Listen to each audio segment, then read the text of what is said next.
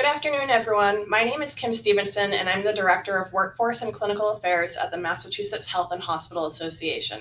I want to welcome you to today's webinar, From Policy to Practice, How States Are Advancing Healthcare Apprenticeships Through Strategic Partnerships. A few logistics before we start. If you have questions during the webinar, please enter them into the chat feature as we are in listen-only mode today. The questions will come directly to us, and we will do our best to address as many as we can throughout the presentations. I also want to take a moment now to thank MHA's 2025 annual sponsors and strategic partners for their support in underwriting today's webinar, which is just one of many events we offer throughout the year to connect our members with leading experts to help address timely issues like the one today. Before we get started, I wanted to briefly set the stage to give a quick overview of apprenticeships for those who might be new to the models. Picture a nursing student working nights at retail to pay rent while attending clinical rotations during the day. Despite her talent, she faces a difficult choice between earning enough to pay the bills and groceries and completing her healthcare education.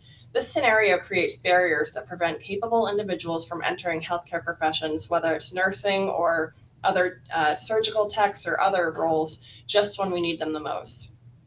Apprenticeship means different things to different people, from highly structured registered programs to broader learn and earn models, including internships and co-ops. At its core, apprenticeship integrates classroom learning with paid hands-on experience that builds the complete skill set and occupation demands.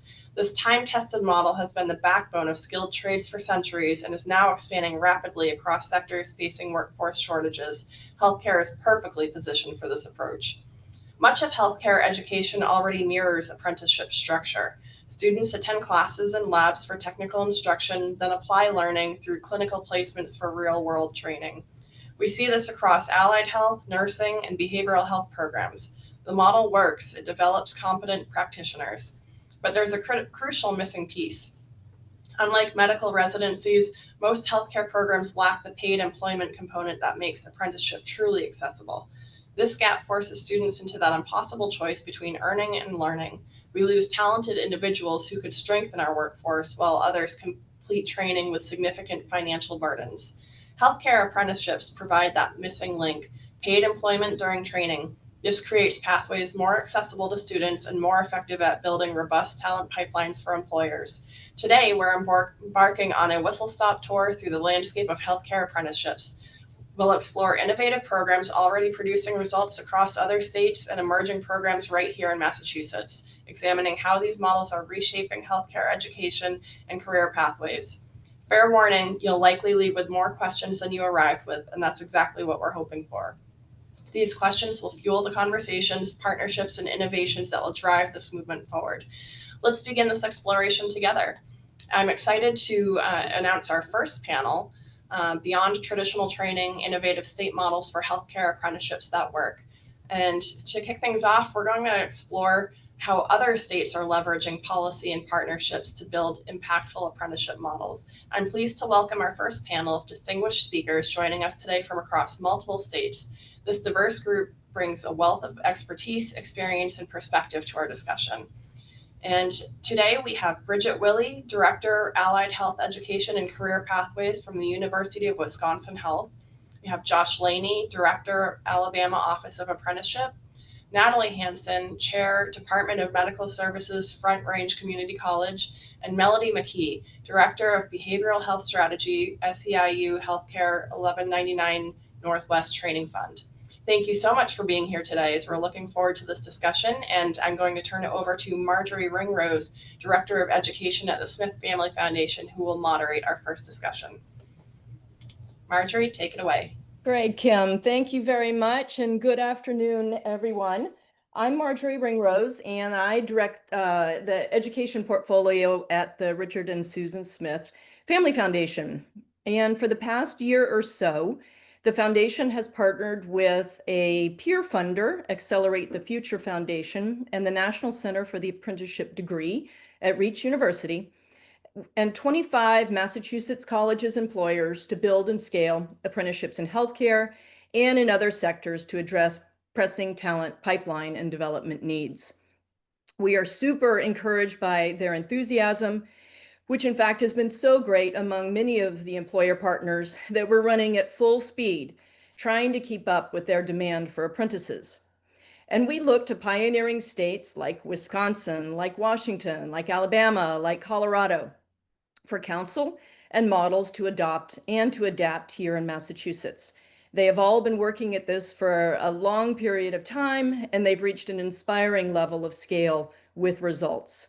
So I'm super honored to be facilitating this panel with 4 leaders from these pioneering states. Each of them has built and scaled apprenticeships in many healthcare occupations from many different perspectives, as a healthcare system, a community college, a state government agency, and a union training fund. So they're going to give an overview of their work and its evolution and offer things for us to consider here in Massachusetts as we build and scale apprenticeships. 2 things to note. They are going to speak about the many and varied healthcare occupations they've apprenticed, but you're going to hear a lot about 3. You're going to hear a lot about nursing, a lot about surgical technologist, and about behavioral health technician. Why? Well, these are the occupations that every single Massachusetts healthcare employer we've been meeting with lists as their most pressing talent needs. And lessons from these occupations apply to apprenticeship in just about every other one. A second note, you are going to hear them mention registered apprenticeship, unregistered apprenticeship. Most of the panelists here will share that their apprenticeships are registered. And what that means is that they meet rigorous U.S. Department of Labor standards around competency attainment, on-the-job training hours, and classroom or related technical instruction hours. Registration requires pretty significant paperwork and compliance reporting, and an unregistered apprenticeship can be equally as rigorous, but without the paperwork and reporting. Ultimately, the decision to register is made by an employer and its partners. So for our purposes, as long as this is a rigorous program, it counts. So Bridget, I'm going to ask you to kick us off, if I could, with a kind of generalized perspective on healthcare, what's happening in the healthcare system, and why are apprenticeships so important at this point in time? Thanks, Marjorie. Good afternoon, everybody. Happy to be here to share what we're working on in the state of Wisconsin. We started in the apprenticeship space way back in 2013. And we actually started knowing we were going to have these workforce shortages coming. However, at that time, we hadn't encountered the pandemic. What happened during the pandemic is now we have people that are older. We also have people that are sicker, a lot with chronic conditions post-COVID that are requiring more care. So the workforce shortages we were anticipating back when we started doing this work have compounded and came at us a lot quicker than we had anticipated, mostly due to the pandemic. So we started with youth programming, knowing that that's our long-term strategy. We have a robust set of youth programs, including an all-day Saturday session program called HOPE, which allows students to network with healthcare professionals, do a number of hands-on activities, and learn about all of the different ways in which they can work with patients in the healthcare setting. That HOPE experience leads to summer internship opportunities. Summer internship opportunities then lead to youth apprenticeship opportunities. And we've built 14 pathways for youth apprentices. We have 75 incoming for this new school year. And then we'll have 100 the year after. But all of those pathways that we put young people into youth apprenticeships with also bridge to registered apprenticeship pathways once they graduate from high school. So we've had, over the past years with our youth programs, we've supported over 6,500 high school and college students in exploratory programs and summer internships, along with youth apprenticeships. And then back in 2015, we started investing in registered apprenticeship. And these are the programs that usually are available to people once they've graduated from high school. But many of our apprentices, registered apprentices, have either been out of school for a long time or have not gone on to college for all of the reasons you just laid out very well, Marjorie. And so we started with the first registered medical assistant apprenticeship in the state of Wisconsin. I believe we were third in the nation. That program grew from supporting 20 people, 20 new medical assistants per year, to now we're supporting around 110 new medical assistants every year with that training. So one of our most popular programs. We have a nursing assistant, PCT, apprenticeship model program. It does not meet the length requirements that our state requires in Wisconsin, which is 2,000 hours for a registered apprenticeship for OJT and 400 hours of classroom instruction as a minimum. And then in 2023, we launched the first registered nursing registered apprenticeship program. And it is what I term a completely encapsulated program, meaning it includes all of the college prerequisite courses as well as the core nursing curriculum. So that's a 4-year registered apprenticeship that earns folks an associate degree, which is required to sit for the credentialing exam for RN. And along the way in year 3, which we're looking forward to with our first cohort this year, they will have eligibility to sit for the LPN. Sometimes it's called the LVN exam to get a pay bump, and then work in our ambulatory clinics and rehab hospital as LPNs for the last year of that program. In 2024, then, we established the first respiratory therapy registered apprenticeship that includes the associate degree. That program has less prerequisite requirements. And so that is a 3-year registered apprenticeship for the 2-year degree. And then we are launching surgical technologist this year, which is another huge need across the country. It is also a 3-year registered apprenticeship for the associate degree. All in all, and then we've built these YA pathways, youth apprenticeship pathways that are leading into registered apprenticeship opportunities. And what we've seen this year, we have for the first time 2 applicants that have graduated from high school, did a youth apprenticeship in the nursing space, and they're applying for our RN apprenticeship program, which will be entering its 4th year. What we've constructed, the overall philosophy that we've used at UW Health to do this work is we're linking workforce needs, immediate workforce needs across our system. We're a large healthcare system, so we have a lot of workforce needs, but identifying our top needs, surgical tech, RN, of course, and respiratory were our top 3, which is why we launched those apprenticeship degree programs first. But we are also linking all of these youth apprenticeship experiences into one or more potentially registered apprenticeship experiences as part of our longer term, again, workforce solution. We've seen a lot of success. There's a great return on investment for an employer sponsor. That includes decrease in retention, significant increase in retention, decrease in turnover that we have in these areas. We have nearly 100% first-time credentialing exam pass rates. We have less than 5% attrition for those that complete and go through these programs. And we do have employee agreements for those that complete multi-year registered apprenticeship programs, but we haven't had to lean on those employee agreements to ask people to pay back any tuition because the experience is really, really outstanding for those folks. So it's, on the qualitative scale, we have increased loyalty, enthusiasm. Even the youth apprentices tend to support and bolster these operational areas that have been working short-staffed for a long time. They just bring a lot of excitement, commitment to the profession. They want to serve our patients, and we've just seen really outstanding outcomes across the board. So thank you for that kind of evolutionary view of apprenticeships. So you started in the youth space, you added one, then you added one, then you added one, then you added one. So this was a kind of thoughtful, deliberate scaling out of these programs without maybe the feeling of urgency or need to go big right from the beginning. So I think that's an important note to folks who might be considering launching apprenticeship, is that you can start small, learn, build, and then grow into some of these more complex apprenticeships. So Bridget, apprenticeship is at root an investment in people, right? And it is an investment in a person before they are fully qualified or meet the full competencies of the occupation that they are apprenticing into. So how should healthcare providers kind of think about this investment that it takes? And on the other end of that, how should they be thinking about or calculating perhaps even a return on that investment, given that there are costs associated? Yeah, so that's a great question. And there are many ways to calculate a return on investment depending on what it is you're looking for.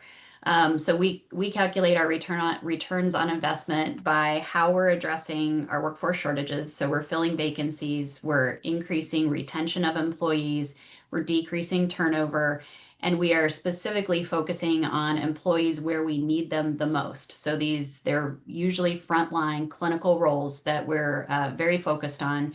I think we really start investing in young people, again, as a long-term strategy. And what we've found with our investments in youth apprenticeship is we're hiring nearly half of the students who are graduating from high school and remaining at least in our geographic area. We have a fair amount, around 40 to 50% of each graduating class that elects to go to college out of state. But for the ones that are staying in state, the majority of those are staying on with us part or full time while they go on to complete what's usually a more traditional student pathway, or they're staying on with us full time as they get accepted into our registered apprenticeship programs. So the labor dollars seem to be, I think, where we as a healthcare system get a little bit stuck. And what the business case that I make to our senior leaders is, look, these folks are working a 40-hour work week. They may be in the classroom setting a minimal amount of time, but usually when we partner with our local college on building these programs, we ensure that they're not in the classroom any more than 2 days a week, and it's usually 2 half days a week. So not 2 full days. So we have 3 additional days that they're actually working on site and they're supporting operations for the hospital. So we don't count those as costs, those labor costs where they're supporting operations.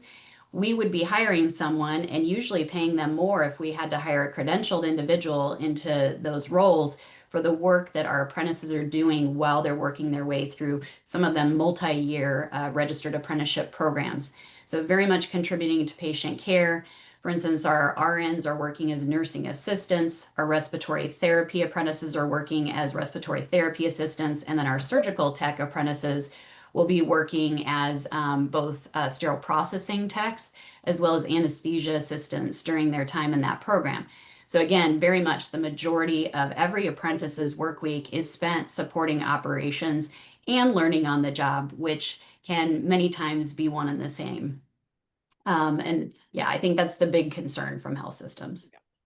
There's a question here about how do you retain staff after they've completed the apprenticeship? And I think you mentioned that you don't have right, an issue with that, but could you speak to that a little bit?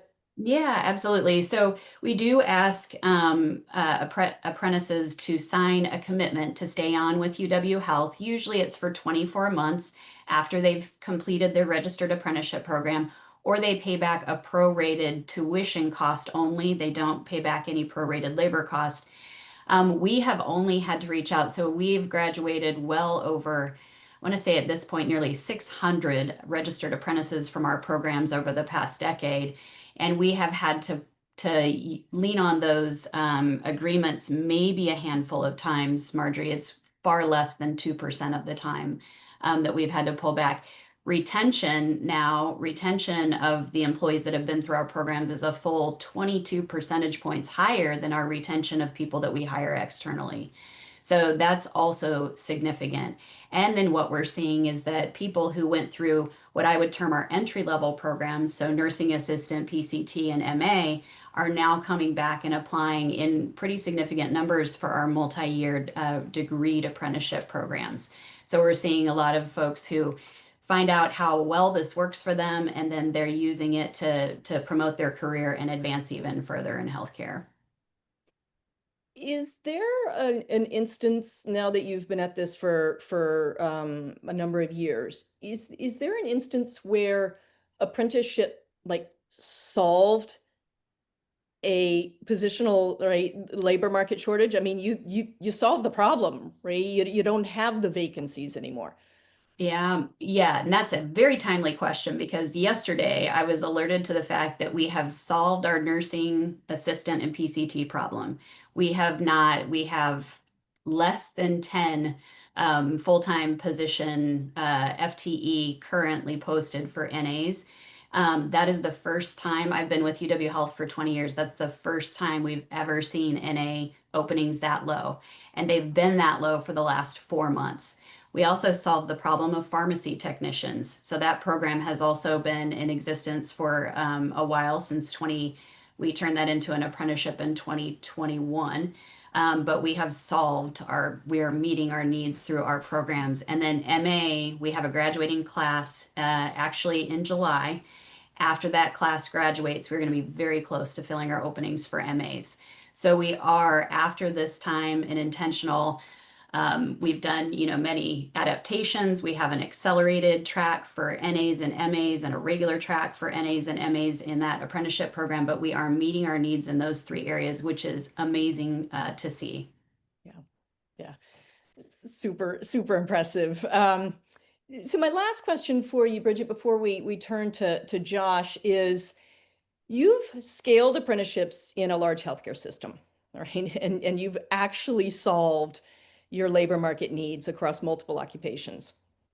What are the most important enabling conditions for this type of scale? I mean, what has to be true, right, in the system in which you work, whether it's the higher ed system or the Department of Apprenticeship Standards system, it's the employer ecosystem. What has to be true for all of this to take place? Yeah, so that's a big question, and we could probably talk at length for hours about it, but I'll give you the overall. Overall, what has to be in place is you have to develop an ecosystem of very strong, committed, and innovative partners.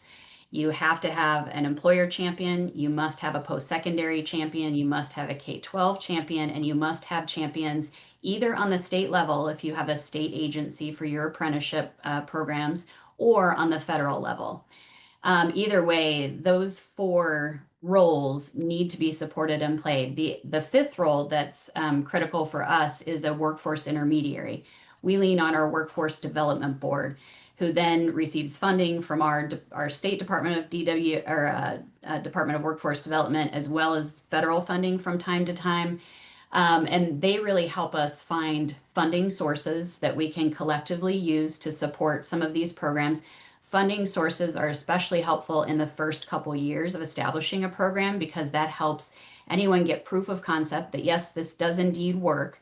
And then folks usually will turn around to commit more operational dollars to support it in a sustaining way, which is what we've done at UW Health.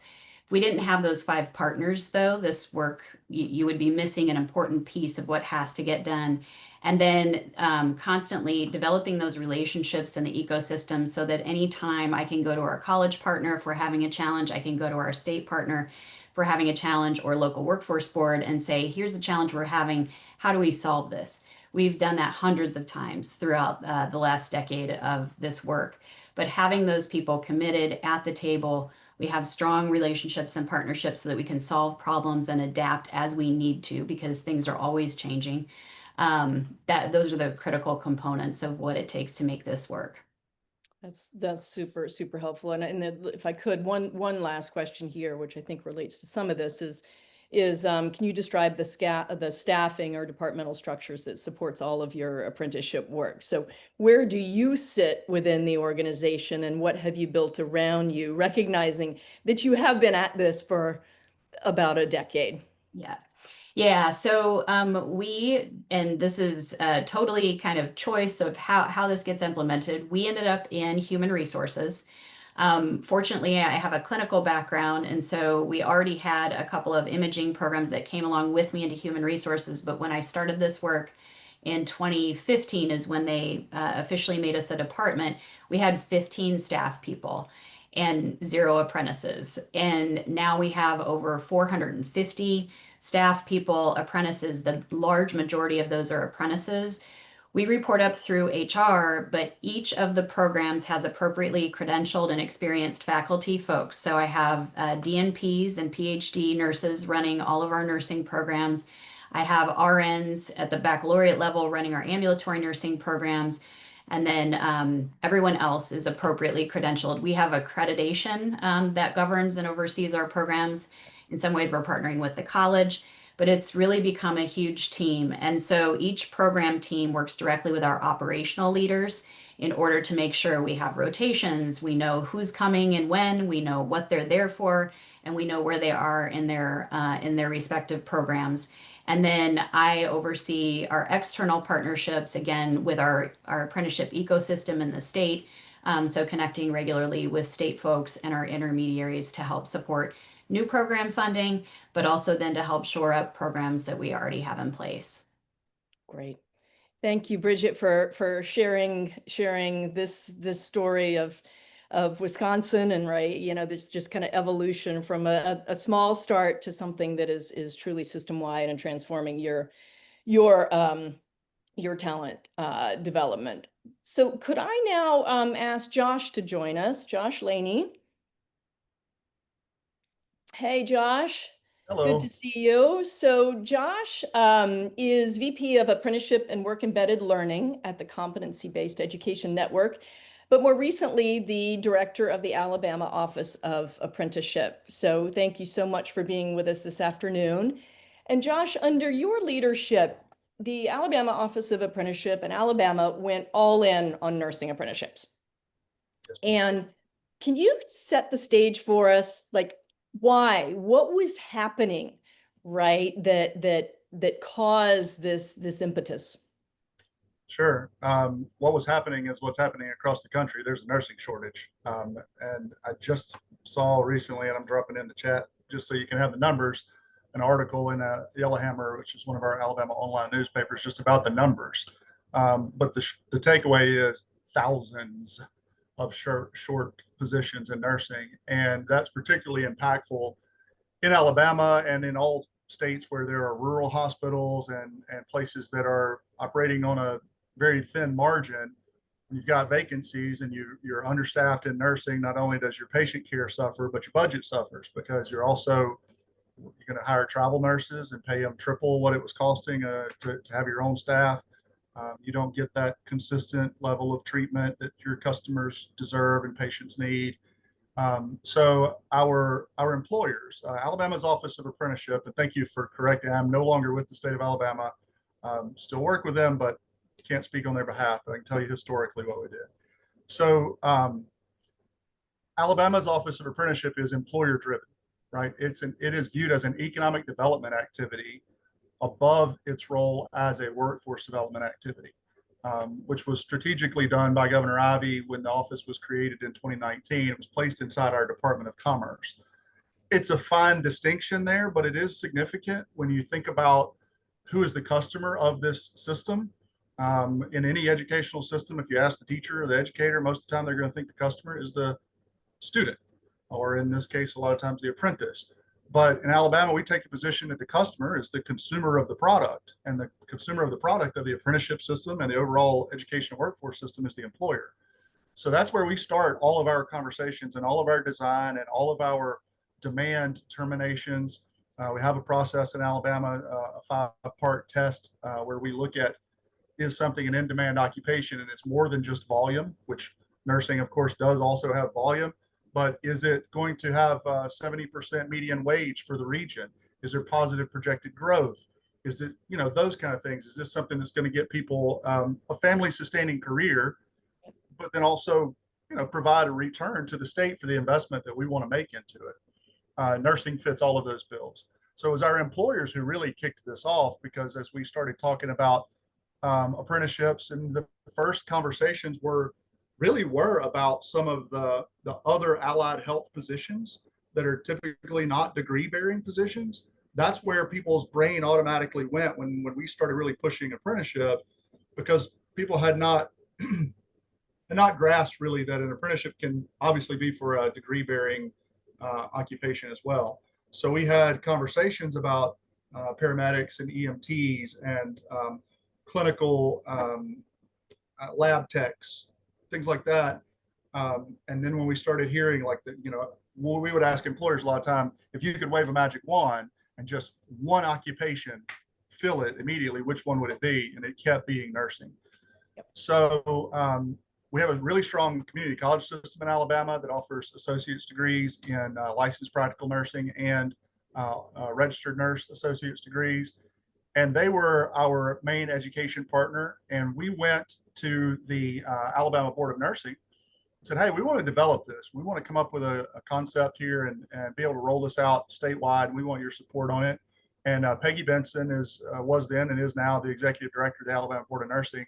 And she very politely told us to take a hike, which is exactly what she should have done. And I learned my lesson, the lesson being, it doesn't matter what the education system or the bureaucrat wants. What matters is what's the demand in the field. And so the lesson that I learned was have the employers go and express their need and let them be the one that speaks to the Board of Nursing or whatever your version of that is about asking for a different way, whatever that solution is. If something has to be changed, it's employers vote with their checkbook, right? They're the ones doing the hiring and they're the ones supporting the economy of the state.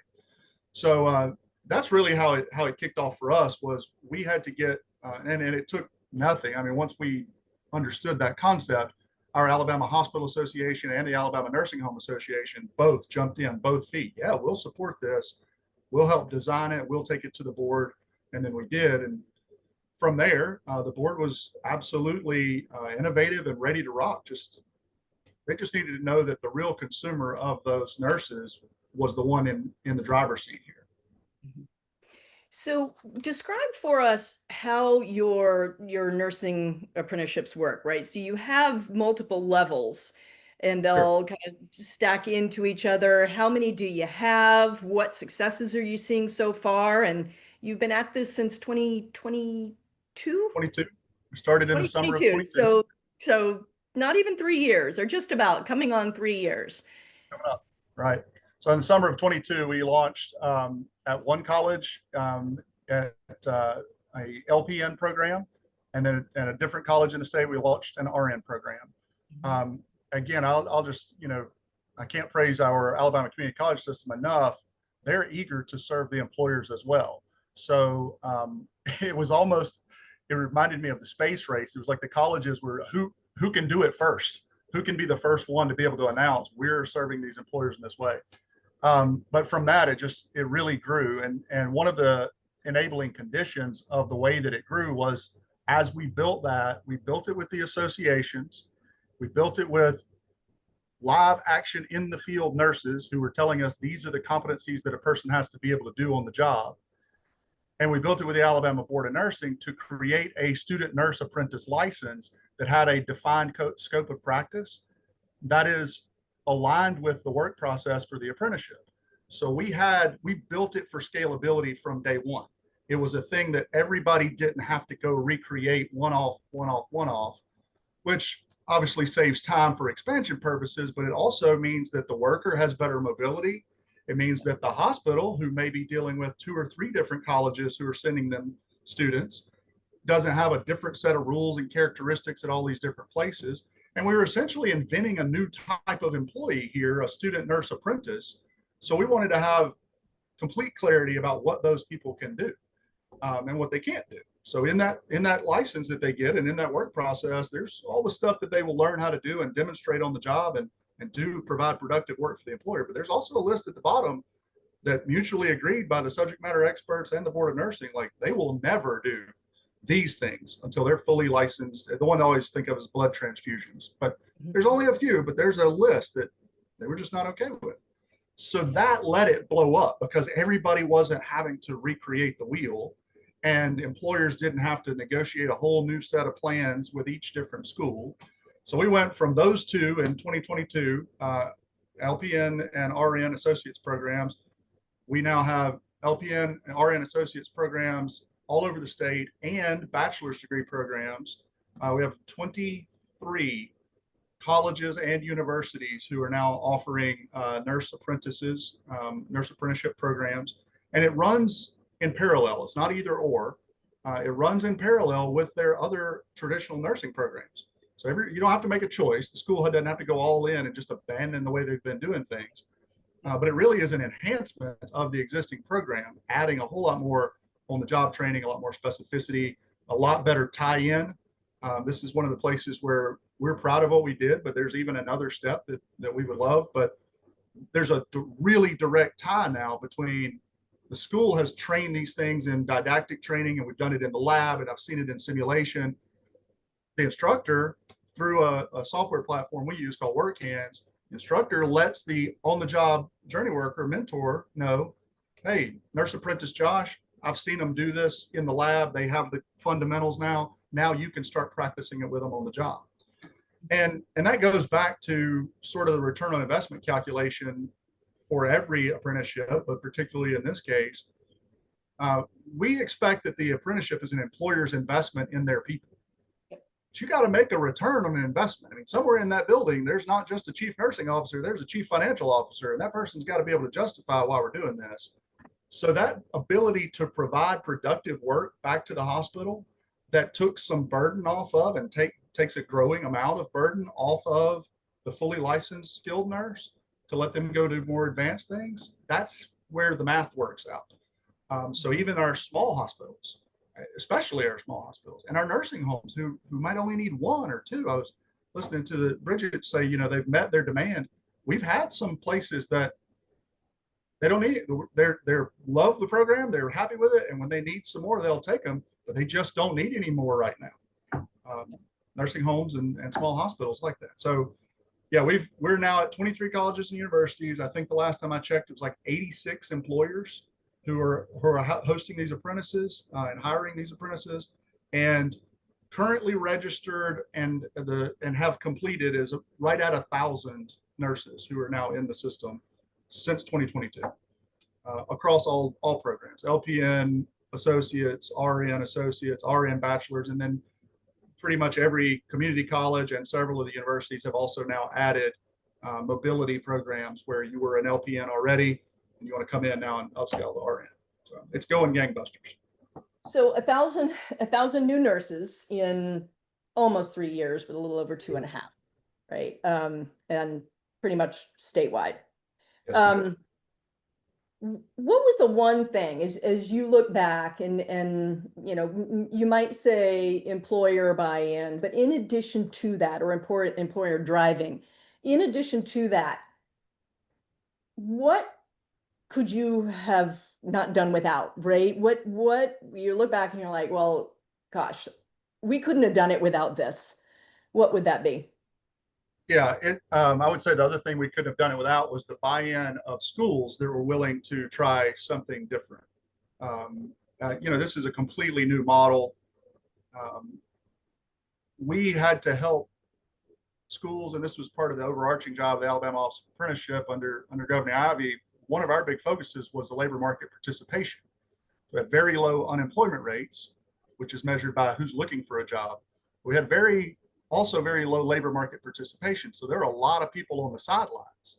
Yep. And what we have found, and the data is starting to come in now to prove what we've seen anecdotally, the people who are taking advantage of the nursing apprenticeship the most, of course, you've got your traditional age students, but you've also got those, I hate calling them non-trad students, but you've got those second career people, or you've got those folks who otherwise, besides the apprenticeship, would have had no vehicle to access this training to get in off the sidelines.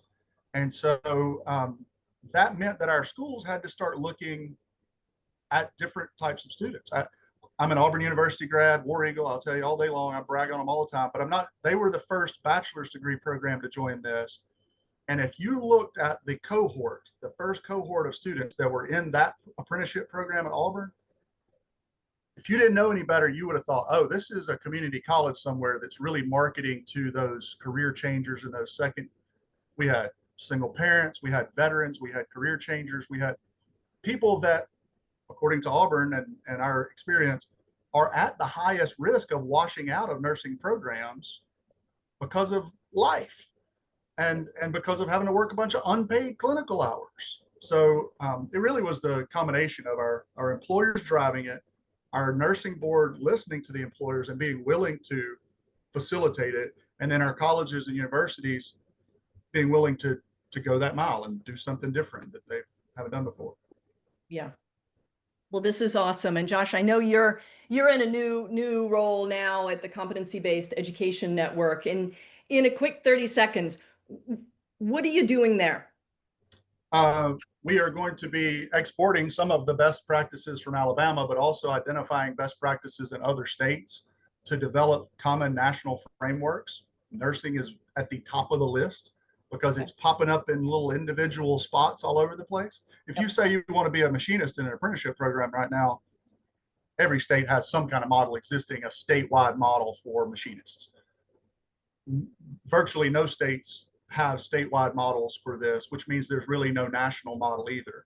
So we want to take occupations that are emerging like this and help individual states, which means helping individual schools or employers, but we want to do it where it's on a scalable statewide level, help individual states build out whatever their look of this is.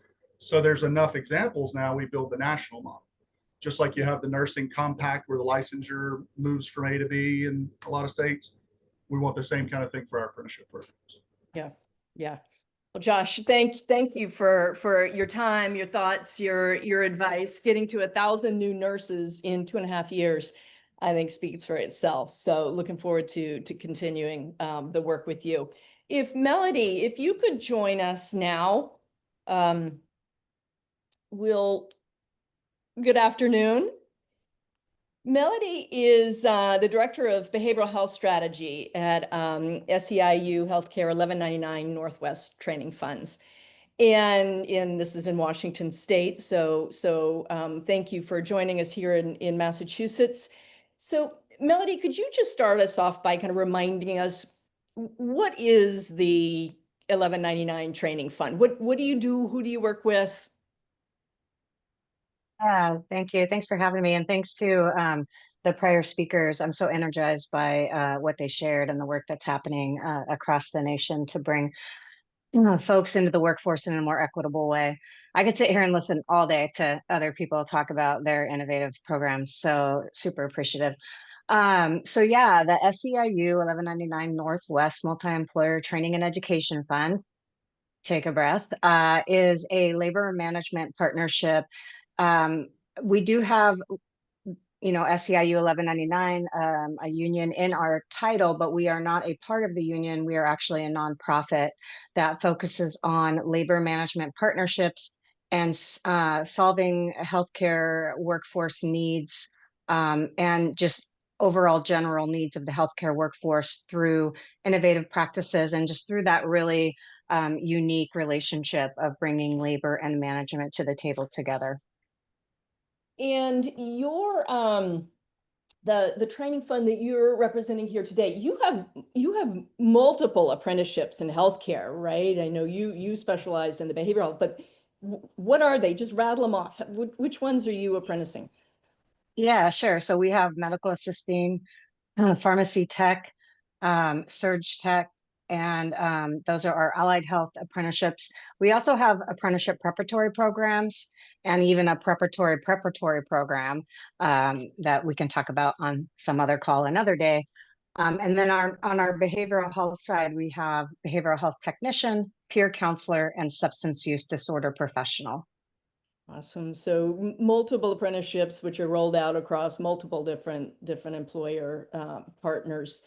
So I have to thank you here on behalf of some of the colleges who are on this call and some of the employers who are on this call for letting us borrow and adapt and replicate your behavioral health technician apprenticeship. So Mass Bay Community College is launching something very similar now with employer partners across the Commonwealth, one of which we'll hear later in the day. So we're super grateful for your willingness to share this with others, and I imagine with others on this call. So what's the origin story of that behavioral health technician? Who came to you and said, we need this? Yeah. So it's interesting. When we first started talking about the concept of the behavioral health apprenticeships, I actually was with the University of Washington's Behavioral Health Institute, and Laura Hopkins, our executive director, and I met and started a partnership to develop our first ever registered behavioral health apprenticeships. And we pulled in we called them DACM sessions. We pulled in folks from all over our system, from policymakers to employers to funders, county systems, just anybody we could think of that is a part of our behavioral health system in Washington, to do a few things. First of all, identify what are the pathways we should start with, and then also, how should we pay for it and what should the competencies be? And there were many sessions over a great length of time to develop that. And the behavioral health technician, I will admit that I had a personal preference towards this particular worker type, primarily because for a big part of my career, I had ran residential substance use disorder programs, and we had a worker type in that setting. We called it, at the particular agency that I ran, we called them support staff. They're called other things like treatment attendant, treatment aide, mental health tech, all kinds of different things. And at some point we had to settle on a title for the apprentice. So that is what we settled on. But in our system, they are many different labels or job descriptions could be tied to the competencies that this worker is acquiring through either our apprenticeship or other job-related training opportunities in our state. So really thinking about this very entry-level worker who historically in our state had spent a ton of time with our most vulnerable populations, but had the least amount of training and education. And as someone that had managed these guys over the years and always struggled to retain workers of that level, it's the least amount of pay, it's the nights and weekends hours. And we did a ton of exit interviews with staff as they were leaving our agency, and learned qualitatively that a lot of these folks were leaving the position because they did not feel competent in the work that they were doing. They felt like the job was at a higher level than what the training and education they were being provided. And that was, a real gut punch for me. And just thinking about our system and our very vulnerable folks that are seeking care in our system, and really knowing that they deserve to be treated by someone who knows what to do, when to do it, and when to access other support. So just really wanting to put a framework around this entry-level worker that was driven by competency and skills acquisition, with the long-term evil plan of having that worker be able to articulate to further levels of the workforce. If we never organize our lower level workforce by competency and by, more shared understanding of what those skills mean, then we won't ever be able to give credit to those folks for the work they've done. So folks will spend years, moving from agency to agency doing similar type work, but don't have any organized ability to move up based on the work that they've done, unless they go to a separate education program or something like that. So that's really the origin story. What we were trying to change is to start to proliferate and really organize from the bottom up so that more folks can accelerate faster. So your work was a little bit different, I think, than some of the work that Bridget did in allied health, or that Josh was doing in nursing to some extent, because you were actually defining a role, right? And working with employers to agree on established competencies of this role, as opposed to taking an already established set of competencies and building out an apprenticeship around them, which is an interesting place to think about, especially here in Massachusetts, right? Where, and I'm sure lots of other states where we would need to be doing the same thing, which I think we'll hear about later on in this program. So who are your employers? Who are your employer partners? Yeah, our employer partners is specifically with behavioral health technician, really vary across our state. And this was an interesting thing that happened that we weren't really expecting, in that we've got employers everywhere from long-term care facilities to big hospital systems to community behavioral health agencies, so community mental health, and even some community-based organizations. So our interests, once we were able to help players across the system understand that while there wasn't this formal thing in our state called behavioral health technician, there were thousands of folks doing the tasks that are associated to the competencies that we're talking about, but there was no framework around it. So once we got that, I mean, you can talk to any employer who serves people from a healthcare perspective. And if you are thinking about whole person care and really meeting people where they are at and giving them good quality, empathetic care, even in allied health settings, those workers can use the behavioral health competencies. Yeah. So very quickly, what does the future look like for this? Are you scaling this? Are you, what does this look like? What's your dream? Yeah, I'm smiling because I feel like we scratched the surface, and we knew the whole time, Laura and I specifically, and other close partners, that was what we were doing, was just scratching the surface of what our big plans are. So I'm super excited because at the end of the day, what we want is for, I agree with what Josh said, first of all, that the employers are the customers, and we can't, there's nothing we could have done in our project without our employer partners. They've been absolutely crucial and critical, and we want to continue to serve them.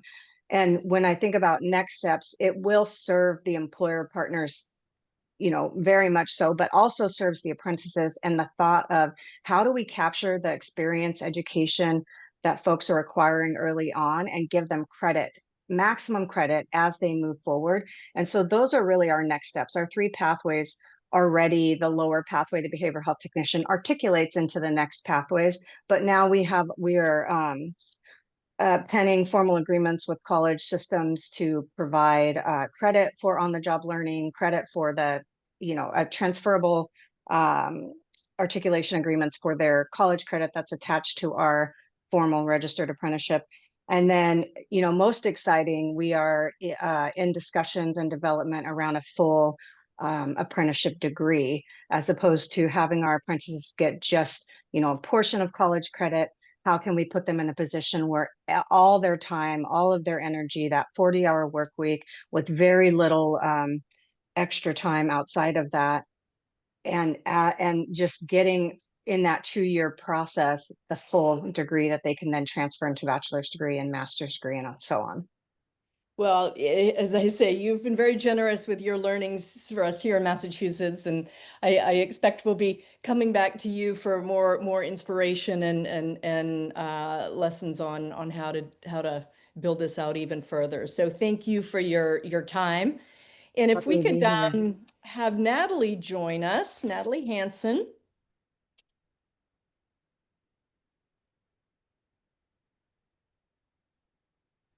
Okay.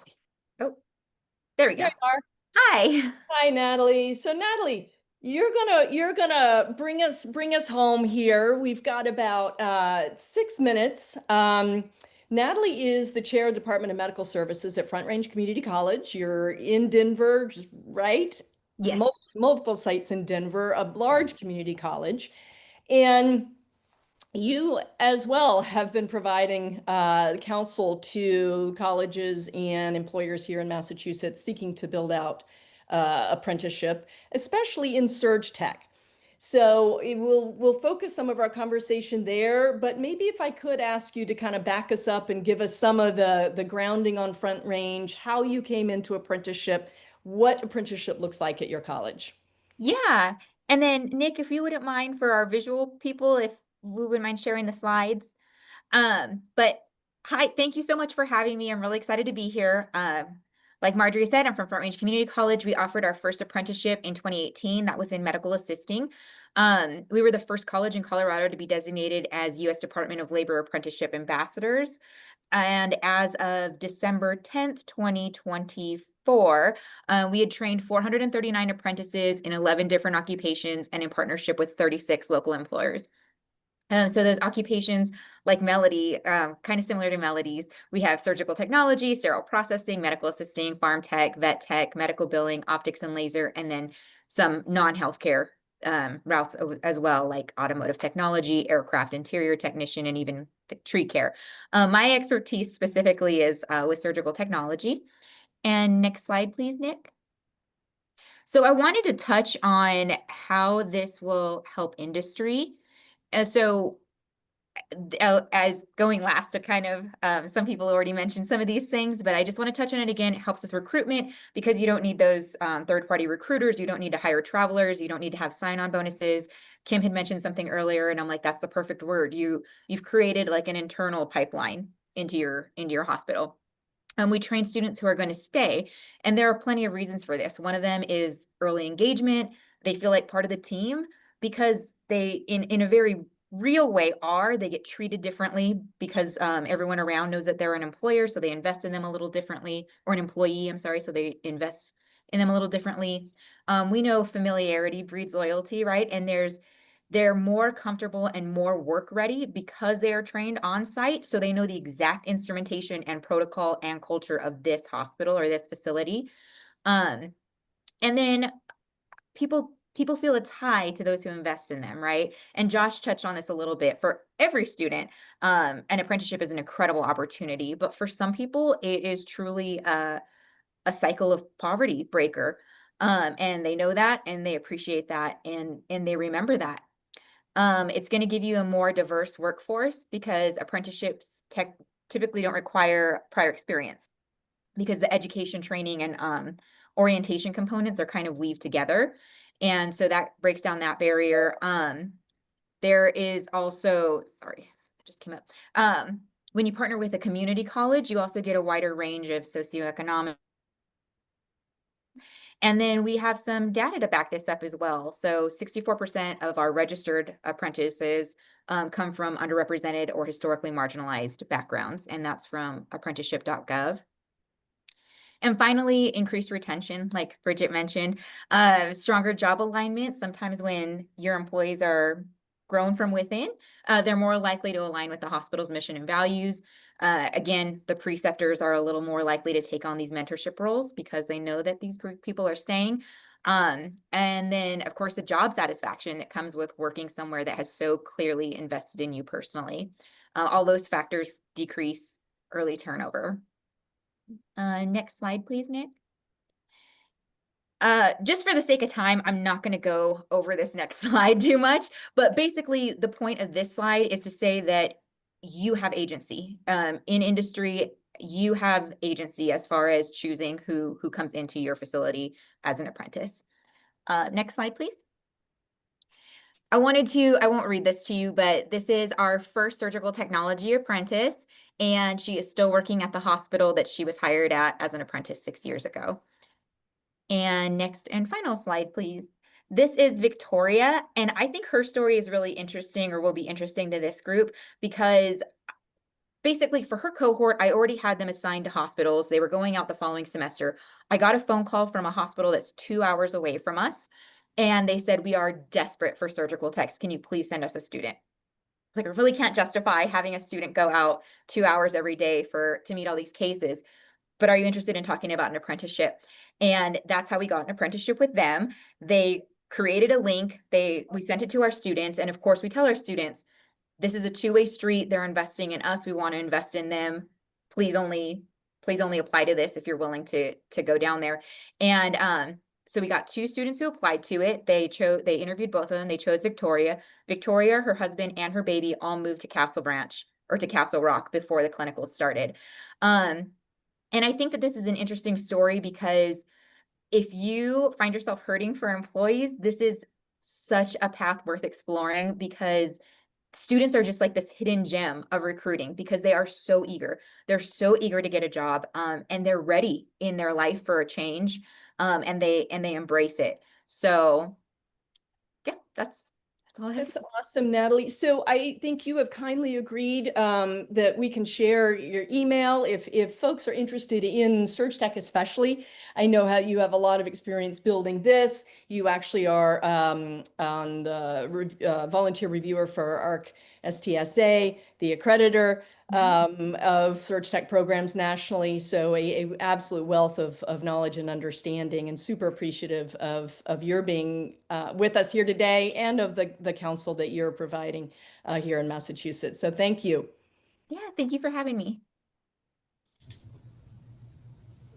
Thank you So all. I'll hand off to you.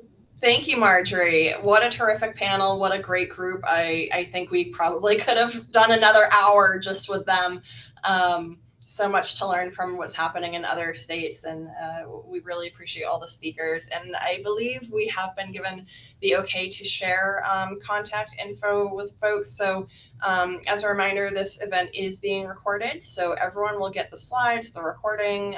Some of the speakers have some handouts that we'll be sending as well. And we'll also include contact information for everyone that we're able to. If you have any follow-up questions, you can reach out to folks individually. So on to our next panel. We're going to zoom in a little bit more local in Massachusetts, and I'm really excited to have the next panelists join us to talk about how two groups, how they have brought apprenticeships to life here in Massachusetts.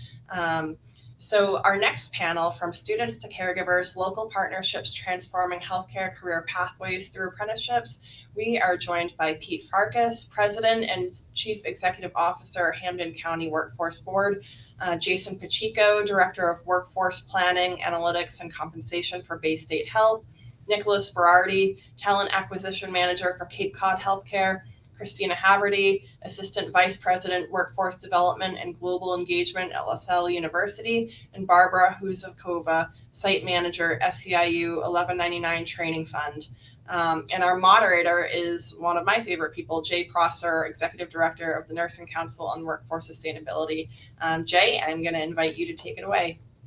All right, Kim. Well, thank you for that resounding introduction. I really appreciate that. You're also one of my favorite people.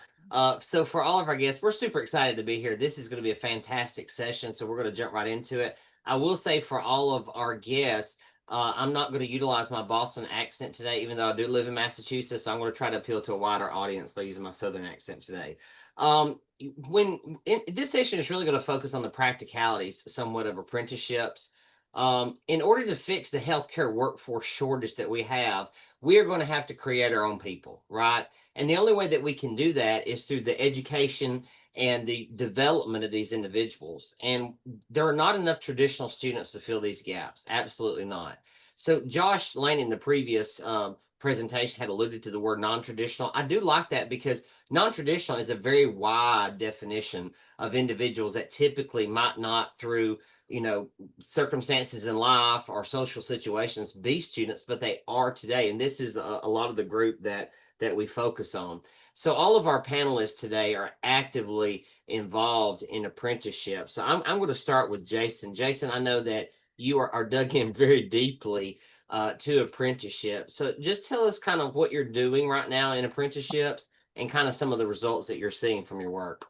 Yeah, so we've been involved with apprenticeships, and I know that my colleague Pete Farkas from Hampden County Workforce Board is on the call here today as well. Bay State Health, and specifically Bay State Medical Center, has been involved with registered apprenticeships going back to 2016 and 2017. We started with pharmacy technicians, and it really grew to there. I think we're up to 10 or 11 right at this point, and we have around 82 active apprenticeships. Apprentices on the books at any one given time, including right now. So most of ours, I will say, have been at the certificate level, and they go through from certified pharmacy technician to certified medical assistant to patient care technician. We do have a couple of two-year base degree post ones, such as CT tech and MRI tech. In order to kind of get you through it further, I'm going to actually turn it over to my colleague, Pete, who's going to walk you through sort of our approach and sponsorship, and then I'll weave back in on some of the specific results. Thanks, Jason. Good afternoon, everyone. So at the Mass Higher Hampden County Workforce Board, we're one of the 16 workforce boards in the Commonwealth. And the board back in 2016, 2017 made a strategic decision to embrace the registered apprenticeship model, both within manufacturing and healthcare, and have had tremendous success here in Hampden County and in Western Mass. We've built a lot of relationships. I would say our strongest relationship is with Bay State and Jason and his team in terms of embracing the model, growing the model, and having an impact within Hampden County. Here at the board, we're always looking for strategic solutions to address the workforce development issues within Hampden County. And by far, as opposed as most other regions, healthcare is the industry where there are the most needs, with Bay State having the most job openings within Hampden County. This slide here shows the number of registered apprenticeships we've had within Hampden County in healthcare since 2017. So 282 registered apprenticeships in Hampden County, and here's the breakdown. They're not all with Bay State Health, but the majority have been, and it's been a very successful partnership. Again, from the board perspective, we've embraced it, have had a lot of success, and are continue looking to grow registered apprenticeships throughout the region. I'll hand it over back to Jason to give a little bit more detail about Bay State. Great. So one of the things that's been really successful is you see that list, right? Most of on here are our list, with the exception of EMTs. And really that's it. The rest, well, there've been other employers in the organization. We are running each of these registered medical apprenticeships. You can see it's very much focused at the certificate level. And they are work-based learning. They are paid registered apprenticeships. So folks are paid to do what's called the related technical instruction. If we could have the next slide, please. What I'd really like to lift up, and this is a slide that I borrowed from my colleague Melissa Schiavelli, who's unfortunately not able to be with us here today. But one of the big selling factors for us as an organization is we're able to take a look at what our workforce gap is. So we do strategic forecasts. We take our strategic plan and then map back out to what we need for an overall forecast over a 3-year time frame. And then based upon that, we're able to work back into, okay, well, what are the occupations that we need to train for? And that gets down to sort of the business justification for where we can invest dollars in terms of where those training dollars are. So where we've had the partnership with Mass Hire is Mass Hire has acted as our sponsor. They work very closely with the Executive Office of Labor and Workforce Development and some other federal areas to bring in some additional training dollars that help us offset some of what's called a related technical instruction costs. And yes, that does include some team members on my side in terms of offering some of the case management and other pieces there. This particular slide shows just how traditional and flexible, I should say, registered apprenticeships can be, right? So I loved, Jay, that you opened the session with this discussion of traditional versus other ones, right? My personal favorite is that competency-based one that you see in the top right-hand corner, right? This is work-based learning. Managers really love the fact, right? They all have competency-based orientation. It doesn't matter if you're a patient care technician, a nurse on a floor, a surge tech, a sterile processing tech, whatever the occupation is in the clinical setting, there are competency-based or orientations that everybody has to work through, right? So what we typically tend to do is to start and work with those competency-based orientations and then back into what a registered apprenticeship would look like. We do have one traditional registered apprenticeship. That's an HVAC apprenticeship that's on the front end. And then, depending on the circumstance, we may blend and have the instruction come over time, or we may front load it, right? So I'll give you an example of both here in a moment of how that looks. Next slide, please. All right, so this is one of our programs, patient care technicians. So the way that this works, and I'm going to talk in terms of business impact, right? Because I know in the last panel, they started to talk about return on investment. Some folks have found it really hard to quantify what the exact dollar impact, right? You can get pretty close in terms of retention matching back to cost of turnover. But if you take a step back, you can really start to talk about what is the business impact for having these pipeline programs. And that starts to demonstrate where they're able to be. So on our patient care technician training program, we saw that based on our turnover and our volume forecast, we were going to need a significant number of patient care technicians in the Springfield area over the course of a 3-year plan period. We worked with the state and the Commonwealth Corporation in order to get a PCT training grant, and then we were able to bring it with apprenticeship funding through Mass Hire, Hampden County, to deliver some of the additional registered apprenticeship cost centers there as well on some of the additional competencies once they're here. So the way that this works is we hire the patient care technician per diem, right? So they're working from day one. We send them to one of our partnered Holyoke Community College, which is just up the road from here, to complete their CNA. They go through clinical rotations with long-term care facilities. Of course, the requirements on the certified nursing assistant requires that folks complete their clinicals at long-term care sites. So they go ahead and complete those. They receive their CNA. Once they complete that 6-week course on the CNA side, they transfer just about 10 miles down the road to Springfield Technical Community College, where they're receiving training on Springfield for additional acute care competencies, right? So during all of that, what I would say is more of a front-loaded apprenticeship. They're getting all of their courses sort of upheld and worked into. At that point, once they're able to start to transitioning off after about 14 weeks, that's where we're delivering sort of the related technical instruction in-house in terms of the additional acute care competencies that they need on here our unit. So at that point, we hire them into full-time positions. They start some of their work-based learning, and it's about a year or 2,000 hours as Massachusetts requires in order to put them through that.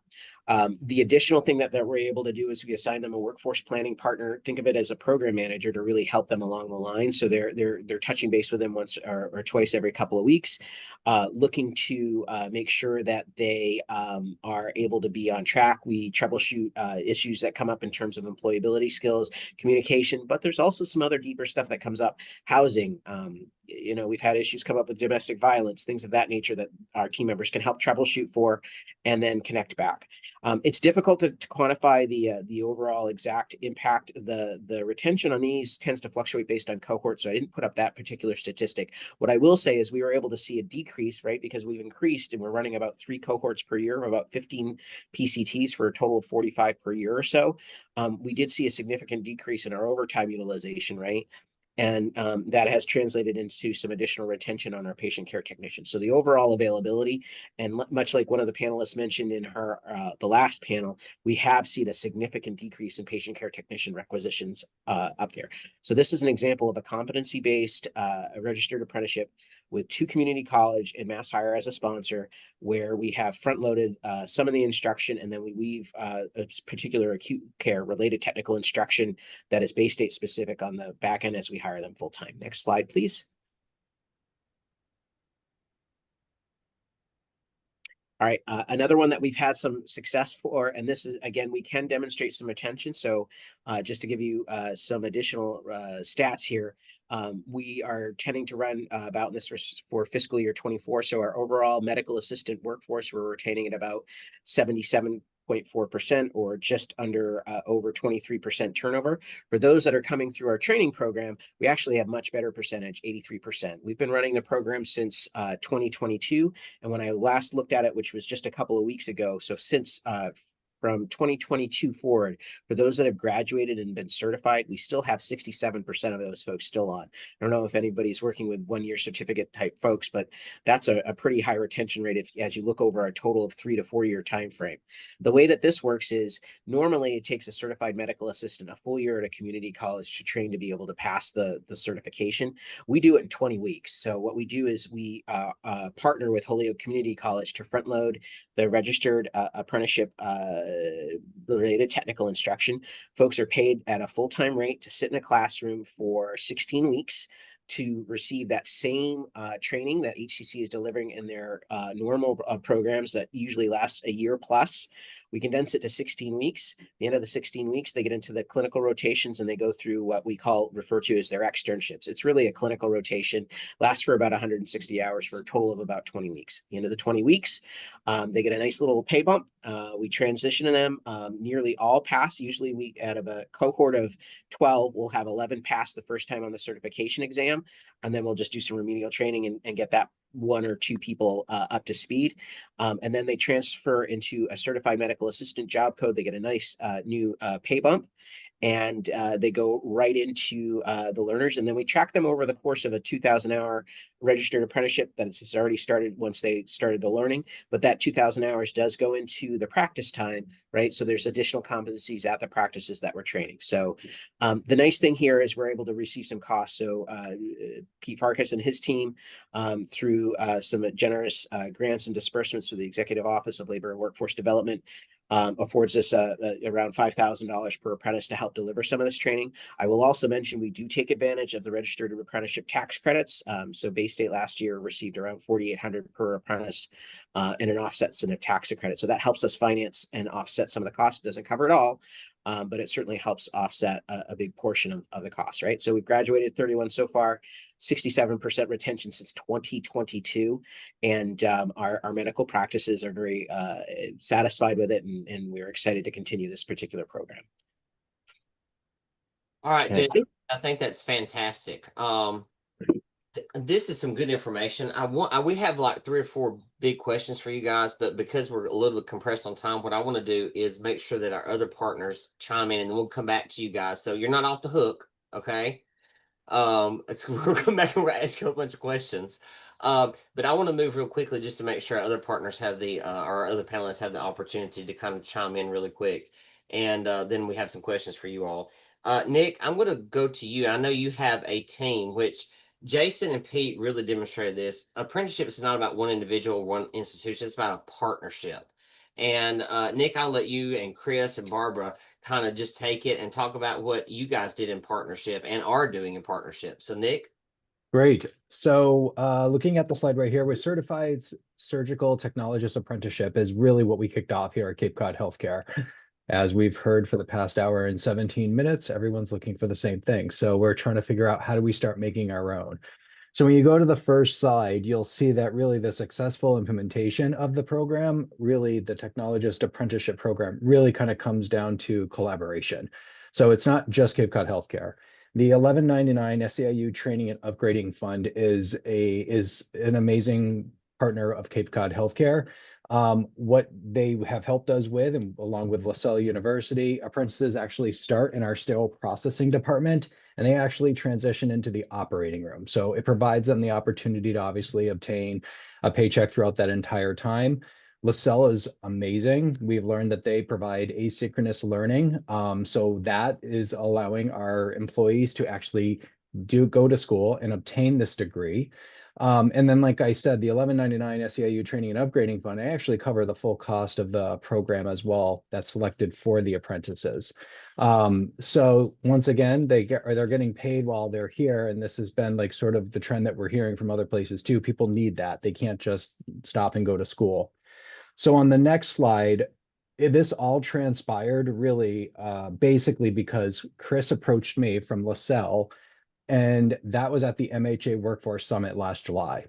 So Jay, we saw you present, and then we were all inspired, and then we started talking to one another, and that's how this kind of came to fruition. Really from there, Barbara and Chris worked with our labor team along with our HR team, and they got everything lined up. And so it was a collaboration, and it took months to get everything together. Along with that, just the working together between the educational institution, the union representation, and really it's for the good of Cape Cod Healthcare. Our tagline is caring, commitment, and community. And that's really the 3 things that we focus on. And we ended up getting the majority of the people that took this program and that is currently in the apprenticeship are internal employees. So Barbara, Chris, did I miss anything on that part? I think that was great. Yeah, you hit all the points. I think the collaboration, I can't speak enough about the importance of that. You really need the 3 groups to work. And we met regularly, weekly, as a matter of fact, starting in January, to really pick a timeline based on when we wanted the program to launch, which was our May start. And then we reverse engineered what we wanted to have done collectively. So it was definitely a co-creation in terms of the apprenticeship piece. Yep. And Barbara also, she can probably speak to the registered apprenticeship program a little bit further. Thank you, Nick and Chris. It's been a very great synergistic collaboration, and it wasn't a hard sell for Cape Cod Healthcare because we have offered CNA and phlebotomy registered apprenticeships in the past. We are currently registering this particular Surg Tech program in Massachusetts as well. So we are hoping that Cape Cod will take advantage of some of the tax credits that we heard the previous speaker speak about as well. I want to only highlight maybe the mentoring piece because there is a great value not only for the apprentices to have that peer mentor available that is fully trained through the training fund to provide that extra peer support, but it also boosts the energy within each department, and those mentors that really have that experience to share feel re-energized and really help out the overall department.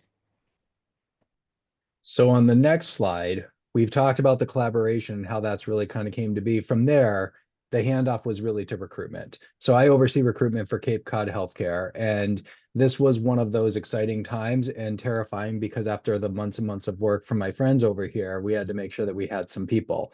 And you just never know when you roll out something like this if someone's going to do it. It's extremely daunting as an adult learner to think that you're going to go back to school. And this is an actual degree. It's not just a certification of like, 4 to 6 weeks where you automatically just get it.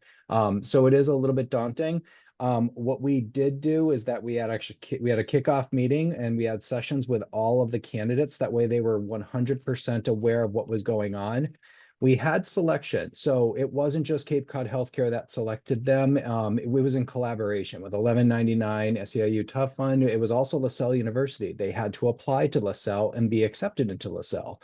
So it was definitely, once again, it all comes back to the amount of communication between all of us really is what took place. And on the next slide, one of the biggest pieces and one of the smartest things that we did was our head of the OR said they need to come in and shadow. Now, we weren't sure if 8 hours was going to be too much for someone to shadow because we were thinking maybe that is a little bit. What we learned through this process is 8 hours is a good time for them to come in and shadow because they really were able to understand what being a surgical technologist is. I've learned through this process that I will leave it to them because I don't think I could do it. It is not just an easy job. And what's interesting is we had, I believe, 28 applications altogether in 10 days. Of that, we landed with 8 altogether and that are currently in the program right now, but that's okay because I think we're learning as we go through this process. Coupled with, we've also learned through this process that having them have these information sessions, be able to speak to Barbara, be able to speak to Chris and her team from LaSalle was key. And because we are putting a lot into this and we want to make sure that they're going to get it through it as well. Along with that, we created a website for them to go to where they can read about everything. We have a program summary. The 1199 also sent out information and flyers for them so that way they had everything there. We did a big push on social media, but the next time we're probably going to do it a little bit further out, and then also we're going to have a longer runway, so we might be a little bit even more selective with when it comes down to the people. But we currently have a wait list of about 10 people that said call me as soon as it gets posted, plus people just say in passing, how can I be involved in this as well? So this has definitely been something that has been a success, but we are going to fine tune it a little bit more to really exemplify what we can do next time as well. Nick, I think that's fantastic. So we got some grace and some extension on this. So we have additional 5 minutes that the MHA gave us. So thank you, MHA, for giving us an additional 5 minutes for this because there's a lot of questions we want to answer here. So Jason and Nick, this question is really for both of you. Jason, on your slide, there was slide 15 where there was all these different apprenticeships that you all had crafted, from EMT to, there was patient care techs. And then Nick, what you're presenting here, this is something that I believe, and tell me if I'm wrong, any position is apprenticeable. It depends on what your needs are at your organization. If you need a patient care tech or cell processing tech, you can create an apprenticeship to empower these individuals. Is that right or wrong? That's true, Jay. So there's been a real push here in Massachusetts, and the current administration and the administration before, quite frankly, we're really interested in pushing non-traditional occupations for trades. And so, yes, we've been able to do just about any occupations we can think of. What stops us on some is just, so for example, we're working through some issues on 2-year associate degrees because of the paid clinical aspects of it. But that's not necessarily a barrier that I think will last for long. You can go back through and work with the Department of Apprenticeship Standards and through the regulations of the DOL, essentially do any occupation that you need to, as long as you're within the regulations that the state's put forward. And I agree as well. Like, we are now looking at how are we going to train up our current team members versus we have to go out and find them. We have to go out and find them. The panic of COVID is gone. And now the reality of this is what we need to do to make it happen is what we are doing. So that having that brief conversation with Chris, that was just a fleeting conversation. It turned into many, many, many meetings. Then we've also talked about a few other positions that I know that are in talks as well. So we'll wait on kind of revealing all that as well. But we do have more that are coming down the line. But to your point, Jay, every area that we have talked about, yes, it's going to be an apprenticeship. And sometimes it's just a flat out trainee. Like Barbara talked about it as well. Like we have a nursing assistant trainee program. Like we take people right from the street, they interview, and they are qualified. So we have 3 more like coming in, and similar, like we've almost fixed our nursing assistant problems, knocking on wood, here in our 2 hospitals, because we are able to take people from outside as well. So you don't have to go through a full certified nursing assistant program, and it's only $2,000, but $2,000 is a lot of money when you're not even working, to get that certification. So that is something that we have done as well. But we look forward to doing more apprenticeships as well. I think that's fantastic. And all of you are demonstrating a really important principle. And I'll let Pete speak to this a little bit more about the importance of partnerships. And I know, Jason, you alluded to it, DAS, the Division of Apprenticeship Standards, as the council is working on developing nursing apprenticeships for the Commonwealth at both the practical nursing and registered nursing level. DAS is my phone friend, right? I mean, they're on speed dial, and I've been nothing but impressed. And I know, Pete, you do a lot of work, not only with DAS, but in partnering. Can you speak maybe to the value of partnerships as it relates to apprenticeships? Yeah, absolutely, Jay. I mean, the work of a workforce board, without partnerships, we wouldn't be successful. So whether that's our employers, our career centers, our community colleges, our 4-year colleges, our community-based organizations, it's all about partnerships and driving workforce development. Jason mentioned during the presentation, we've been lucky enough to receive funding through Department of Apprenticeship Standards, which has helped driven the work here in Hampden County, whether it's the cost to offset the part of the related technical instruction. But as a board, we're always kind of looking where are the opportunities to grow registered apprenticeships within Hampden County. And as I said earlier, we started back in 2017, have had success in, with Bay State being kind of our gold star in terms of helping to promote registered apprenticeships, not just in healthcare, but across other industries.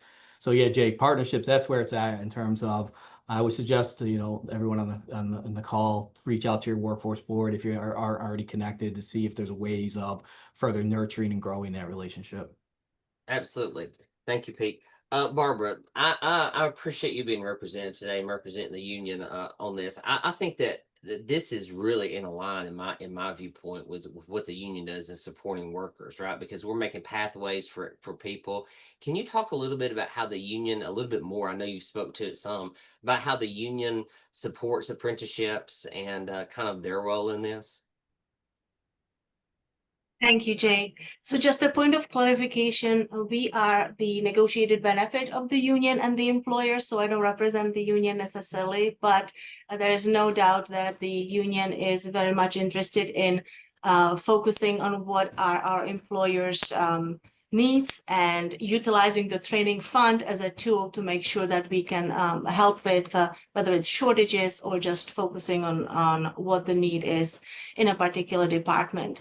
I know that the union is advocating for extra monies through Massachusetts legislature, and we have been fortunate to receive large yearly grants to support several components of the apprenticeships, whether it's the actual reimbursing to the vendors or whether it's actually reimbursing the employer for some of the preceptor pay that the mentors, for example, would be paid to step into those roles.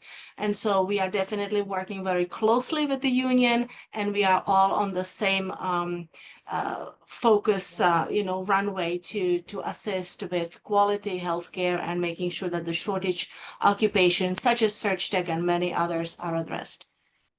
I appreciate that, and especially from the nursing standpoint, because we know a lot of these roles support the work that nurses do. So in the end, we know that these apprentices are paid and somebody has to write the check, right? Can somebody, and this is an open question for anybody that wants to jump in on that, can you speak to how we balance the finances with paying these apprentices for schooling and classwork in a time where we know that hospitals and all healthcare organizations are challenged financially, and especially in very, very uncertain in challenged financial times everywhere, from state budgets to grants and things of that nature. If you can speak to that, I think that would be helpful. I can take a pass at that, Jay, if you'd like. So Yeah, on absolutely. our end, it's pretty simple, right? So if you don't have the support staff in place, the nurses tend to take, as you were alluding to, the nurses tend to take on some of those tasks at the lower certificate level. They tend to get burnt out and sort of frustrated with the fact that they're doing lower level tasks. And of course, you've got to have nurses, and that means travelers, and we all know what the traveler rates are going for nurses. So yes, it costs money to invest, but there are cost benefits in terms of making sure that you have adequate support staff in other occupations.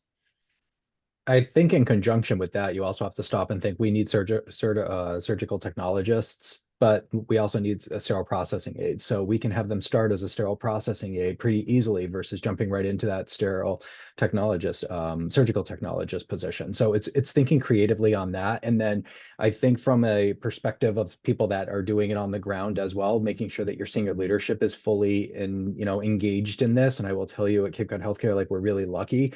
Our CEO will literally come in and ask about like these apprenticeships. Like, it doesn't matter what level it is here in our building, they know about it and they're involved in it. And I think like that's another piece to it. It's just making sure that it's not just all the community of everything else. It's making sure your in-house is as well. And then just thinking creatively and where we can start people. Because then they're working, and to your point, they are support staff. I mean, a housekeeper is just as important. We have to clean those rooms, otherwise we're not able to admit more patients. And it sounds like each one of you, like, you started at point A, right? You have to start somewhere, and usually the hardest part is starting, and we're seeing that in the work that we're doing in nursing apprenticeships. It's hard to start, right? That's the hardest part, and then you start seeing the benefits and the momentum. You always have to question any initiative sustainability, but quite honestly, I don't know that I'm worried about sustainability, because it sounds like there's so much momentum in all of your programs. But could you speak a little bit to how you sustain something that from all aspects, it seems like it's effective, it's empowering people, it's filling a workforce need. How do you sustain this and keep going forward? Nick, I'm going to give it to you since Jason took the first one. This is Listen, I spot. honestly, like, sustainability is very easy with us. They're excited about the people that are currently in the program right now. We meet every 3 weeks to talk about them. They are doing well. Our director knows about it. And so sustainability is really easy when something's going well. Yes, we have a few hiccups here and there, but we are actually, attacking those right away versus just kind of putting it aside and saying, oh, we'll get to it later. We are treating this cohort as like a very special one because it is our first one. Sustainability for this has actually made it even bigger because now other departments, radiology is saying, hey, can I jump in on this? Can I get that? And I think like that's where the big piece comes in. And it's also just the idea factory that we seem to have built with, Chris and Barbara as well. And Chris has other ideas, and I get excited when she has her other ideas for her to kick the ball to me once they're all set to go as well. But I think everyone's just excited. I walked in a hospital last week and literally was told by a nurse, she's like, I'm so excited about all the staff that's here. That hasn't happened in a while. And she had been there 30 something years. And I always get nervous when they call my name and ask me to come talk to them, but I was happy about that one. But everyone's excited. I do think that people get excited when we offer things like this. I can also add to that really quick. I know we're almost out of time. And to Nick's point is that we've got good point people, right? So we basically create a feedback loop. You essentially have a point person that's trying to drive the project forward, but also you're evaluating after every semester, every cohort. We really good reflection, true reflection. What worked, what didn't work. It's not going to hurt anybody's feelings. It's about truly improving the process, improving the program, making sure that the outcomes are being met. And I really think that's where the partnerships with the right educational, entity, the right employer, the right, funding source, and it really makes a difference because it's not about the individual peoples. It's really about comes down to what's the outcome we're trying to achieve, and we're all in it together.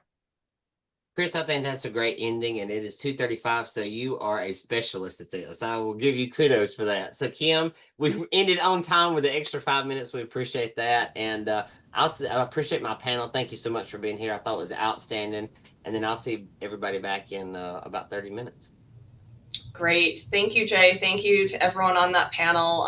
Again, I think we could have easily gone, double the time and still just scratched the surface. So thank you all. Just another reminder, if you're joining recently, this recording will be shared with everybody and slides will be sent out. So with that, we have one more panel and then a couple more brief presentations following that. I would love to welcome our third panelist to come on screen. And this is new and emerging opportunities. I'm really excited to hear from leaders who are starting out in Massachusetts with this apprenticeship expansion. We're going to hear about behavioral health, respiratory therapy, other opportunities that are emerging, and hear from leaders from several community colleges. So our panelists, we have Dr. Matt Siegel, Chief of Clinical Enterprise, Department of Psychiatry and Behavioral Health Sciences at Boston Children's Hospital, and Chief Behavioral Health Officer for Franciscan Children's Hospital. David Podol, President of Mass Bay Community College, Louis Pedraja, President of Quinsigamond Community College, and Marjorie Ringrose, Director of Education for the Smith Family Foundation. And I will be moderating this panel. I'm very excited. So welcome everyone. Really excited to kick off and get going. One question, and you all can kind of decide who's going to kick this off, but why go down this apprenticeship road and why now? Who wants to start? Well, I'll jump in with one thought and my colleagues can add others. Why do it? Because we're not meeting the need in the field. We just have insufficient numbers of people entering all of these different fields in health, and something's got to give. What we've been trying to do hasn't been working. We've got to shake it up and try something new. Not that apprenticeships are really new, but they're perhaps new to us and maybe new to some of these fields. Other thoughts from my colleagues? Yeah, I would like to say, echo everything that David shared. As a president of a community college, we get a lot of inquiries from hospitals and other healthcare providers saying we need more people. And we're running into capacity issues because first, it takes a long time, but students also have challenges in order to be able to afford to do this. So the apprenticeship model is one of the oldest forms of education. It's learn while you work. And I think it can channel more students through for our partner institutions, a lot quicker onboarding. And in my experience, I think that in other apprenticeships, students then have a loyalty to this place that they're working at that gave them this opportunity. So you have less turnover and they're going to stay there longer. So it's a learn and earn model, which I think is important, that will help increase capacity. And it's a win-win for everyone, our institutional partners, industry partners, our students, and the colleges in providing the service. Agreed. So speaking from the employer or hospital end, we have, so in child mental health, we have a crisis that's been going on for, well, those of us in the field would say it's been going on for decades, but more recently it's recognized in the last 5 years. And so we are expanding rapidly the services we can provide, but we have to have people to deliver those services. And there can be a significant gap there, which will prevent us from taking care of children and their families. So it's critical. It's really become critical for us. The days of posting a job and people applying and showing up are over. And so, to put it simply.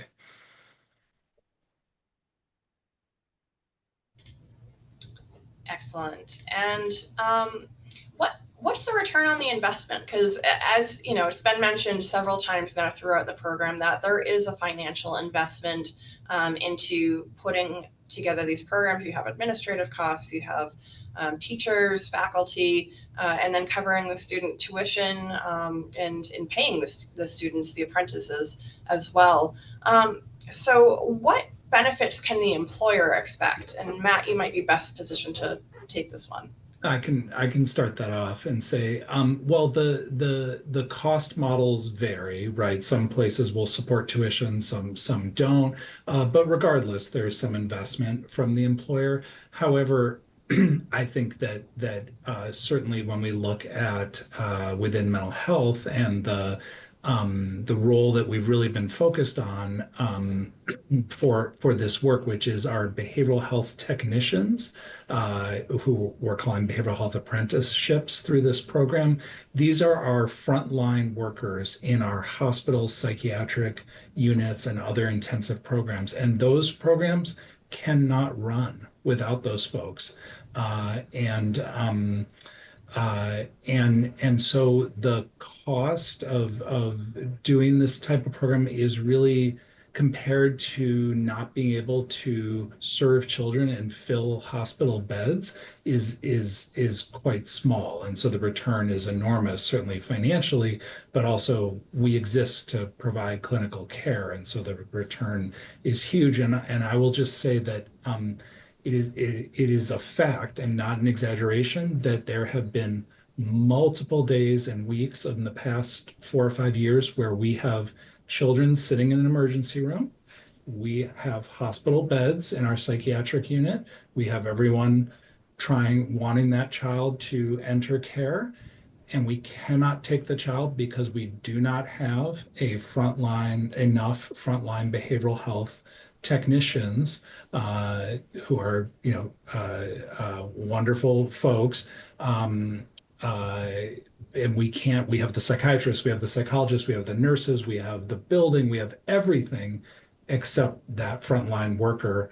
And so the child sits in the emergency room, and that is just an intolerable, situation. So it really can be quite dire. That is heartbreaking, and I can totally empathize with that. And especially as caregivers, nobody wants to see that happen. So thank you. What about the colleges?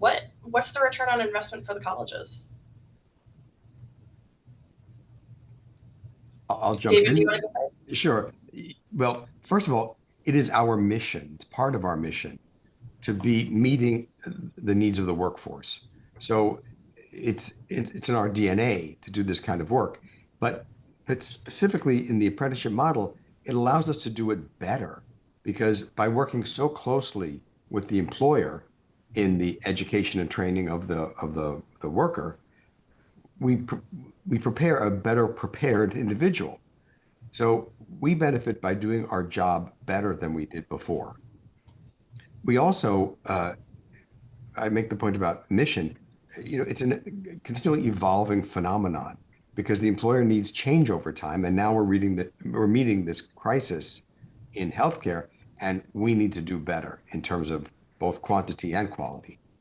Yeah, I think for us, I agree with everything David said. Community college, we want to serve the needs of the community. That's our role.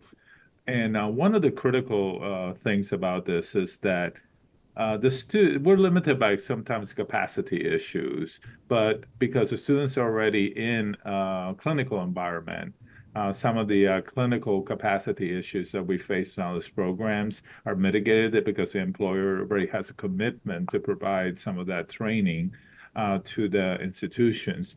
And then it's a lot easier to get the students involved because a lot of the students at community colleges are doing this as they're working and they have families to support. And they couldn't afford to take the time off to take classes and do the clinicals at the same time.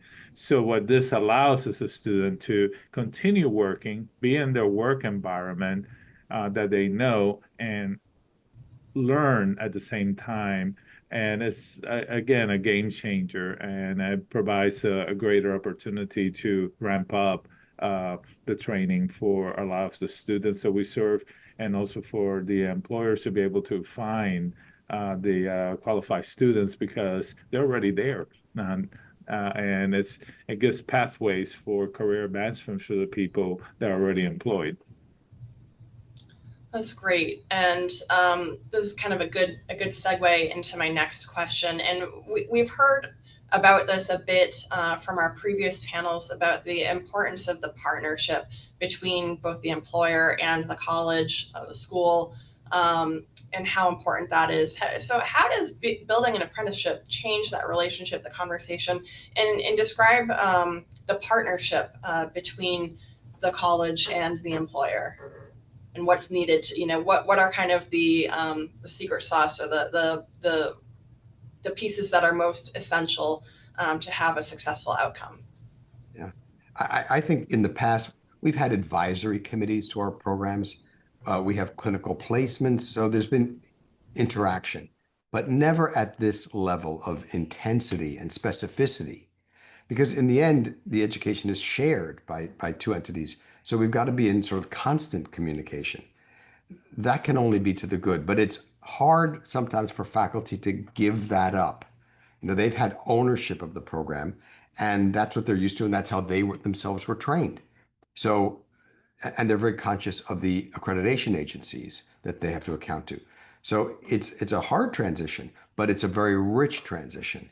And in our case at Mass Bay, where we have behavioral health, and we're working on toward surge tech and central processing, and we hope medical assistant.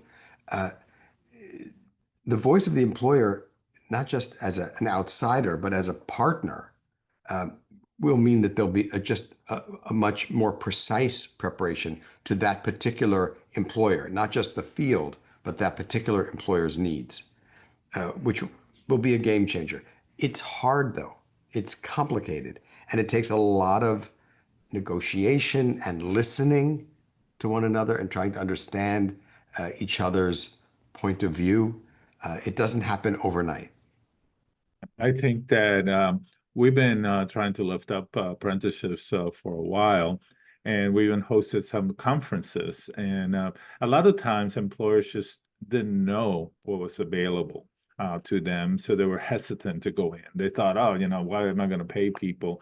And like David said, we've had those partnerships, but sometimes we're not sure what they need. Employers says, give us the trained people that we're asking for. And we're training them to the skill sets that we think they should have. This allows us to work together to develop the skill sets that they need at that particular location, that particular employer, which is a lot different than us trying to guess others. They'll get the basics, but we're working on building the program together. One of the things that I saw when we launched the apprenticeship, and they held some information meetings, the energy in the room that the employers had, the amount of employers that showed up, because all of a sudden they were starting to get it, how this is a benefit for them, to create pathways for their existing employees, to offer something that might be a little quicker on-ramp to meet their demands. And for us, that level of partnerships is essential. The other thing that I think will help out of this, and we're starting to see it, is that then the employers are more willing to advocate for the needs of the program, because we're out there saying that, we need this resource, we need this funding. But all of a sudden, it's not just us saying, it's the workforce, it's the employers, and that opens up doors that maybe we've been knocking at for a long time, and this facilitates it. Louis, I want to circle back on something that you just said. So you were talking about how this is a good opportunity for both employees and employers to kind of upskill existing staff. So I think that's an important point, is that the apprenticeships don't just have to be for, recruiting new staff into your organization, but upskilling staff that you already have. Do you want to just talk about that? Any particular examples of that you've Well, seen? certainly. I've been saying this for a long time. Higher education is changing quickly, but at the same time, the workforce is changing even quicker, and the needs are changing. So we're training the workforce of the future, but a lot of times we're behind, because by the time we get them out, the needs have changed. This time we're working together to build that workforce jointly. And I believe that upskilling is going to become more and more essential in all kinds of professions, not just in healthcare. We're seeing transitions with AI and other things that can displace people in some entry-level jobs. So what this is doing is opening the door for employers to work with us to make sure that their employees continue to have those pathways for growth, professional development, making better income, while still staying employed, while having to, I got to take a year off to, or 6 months off so I can finish up my degree and open up new doors. So it builds loyalty, like I said earlier, but I think the upskilling piece is going to be critical. It might be easy to get people that have my language barriers, recent immigrants, that or people that are just starting out in those entry-level jobs, and this gives an opportunity to not stay there. I've seen immigrants, even one relative that came from Cuba. He was a doctor in Cuba. He didn't have the language and the skill sets and the money to get his doctor's degree. So he started doing one degree after another while he was working. And now he's working as a nurse practitioner. So a lot of those people that are coming in that want that upskilling, and they might have some of those skills already, it gives them a great pathway forward. And I think it's just going to be a need that's going to be ongoing. Great, thank you. And Matt, you had talked about the need for behavioral health techs at Boston Children's. Can you talk a little bit about how that program, how you've been working with Mass Bay on that program to train and create these more additional behavioral health techs? Yes, so we've been very lucky to begin a partnership with Mass Bay, who are supporting and developing their students as behavioral health apprentices and technicians. And as David was saying, it's really it is truly a partnership. You know, it's together co-developing a curriculum, learning what the students need, where they're coming from, and all of that leads to a better experience for the student slash employee, but also much more likely to retain and continue in the field. And so, you know, the benefits are kind of bidirectional and multiple. So that's where, and we're in the early stages with Mass Bay. We've had a couple other partnerships that we have done, such as with William James College and also with Northeastern University and their co-op program. So that's great. Kim, could Thank I you. add a little bit of, Yes. a little bit to that, kind of as the observer of this partnership between. I was just going to say you have a unique view with the Smith Family Foundation. Well, we have the honor of supporting the development of this work, and then other apprenticeships that Mass Bay and Quinsigamon and a couple other community colleges are doing. But you know, as I reflect, one of the key pieces that both Mass Bay and Quinsigamon did was invest in additional capacity. So they hired new people to do this work, and extremely talented people who could translate between the employer and between the college. And not just one person, but multiple people. So this type of work, it does take the commitment of the college to increase the capacity, as opposed to having this be the additional 5% on someone's 95, already 105% of their job, right? So I would commend both of them on that. And I think that ability to add focused, dedicated capacity has certainly helped these partnership negotiations. Great. And what additional roles do you see coming up with apprenticeships, Marjorie? What do you, if you can kind of predict the future a little bit, the near term, what do you see in the landscape? Yeah, I'm super hopeful about are degree-based apprenticeships. So the apprenticeship that you're seeing here with Mass Bay and Franciscans or Boston Children's is a certificate that stacks fully into a degree. When you hear of a surge tech apprenticeship, or you hear of a respiratory therapy or a radiological technician, right? Those are degrees, right? The occupation requires a degree toward licensure. So it's super exciting in the Commonwealth to think about, all right, how do we move apprenticeship in healthcare from some of these shorter term training programs that may be on the workforce side of the house or non-degreed into those that actually are degreed. They're complicated, they're long, but we have now, between Mass Educate and Mass Reconnect, we have community college tuition and fees that are free for many people who qualify. So it takes the cost burden largely off the table when it comes to apprenticeship. And then we're also very fortunate that in the accreditation space, right?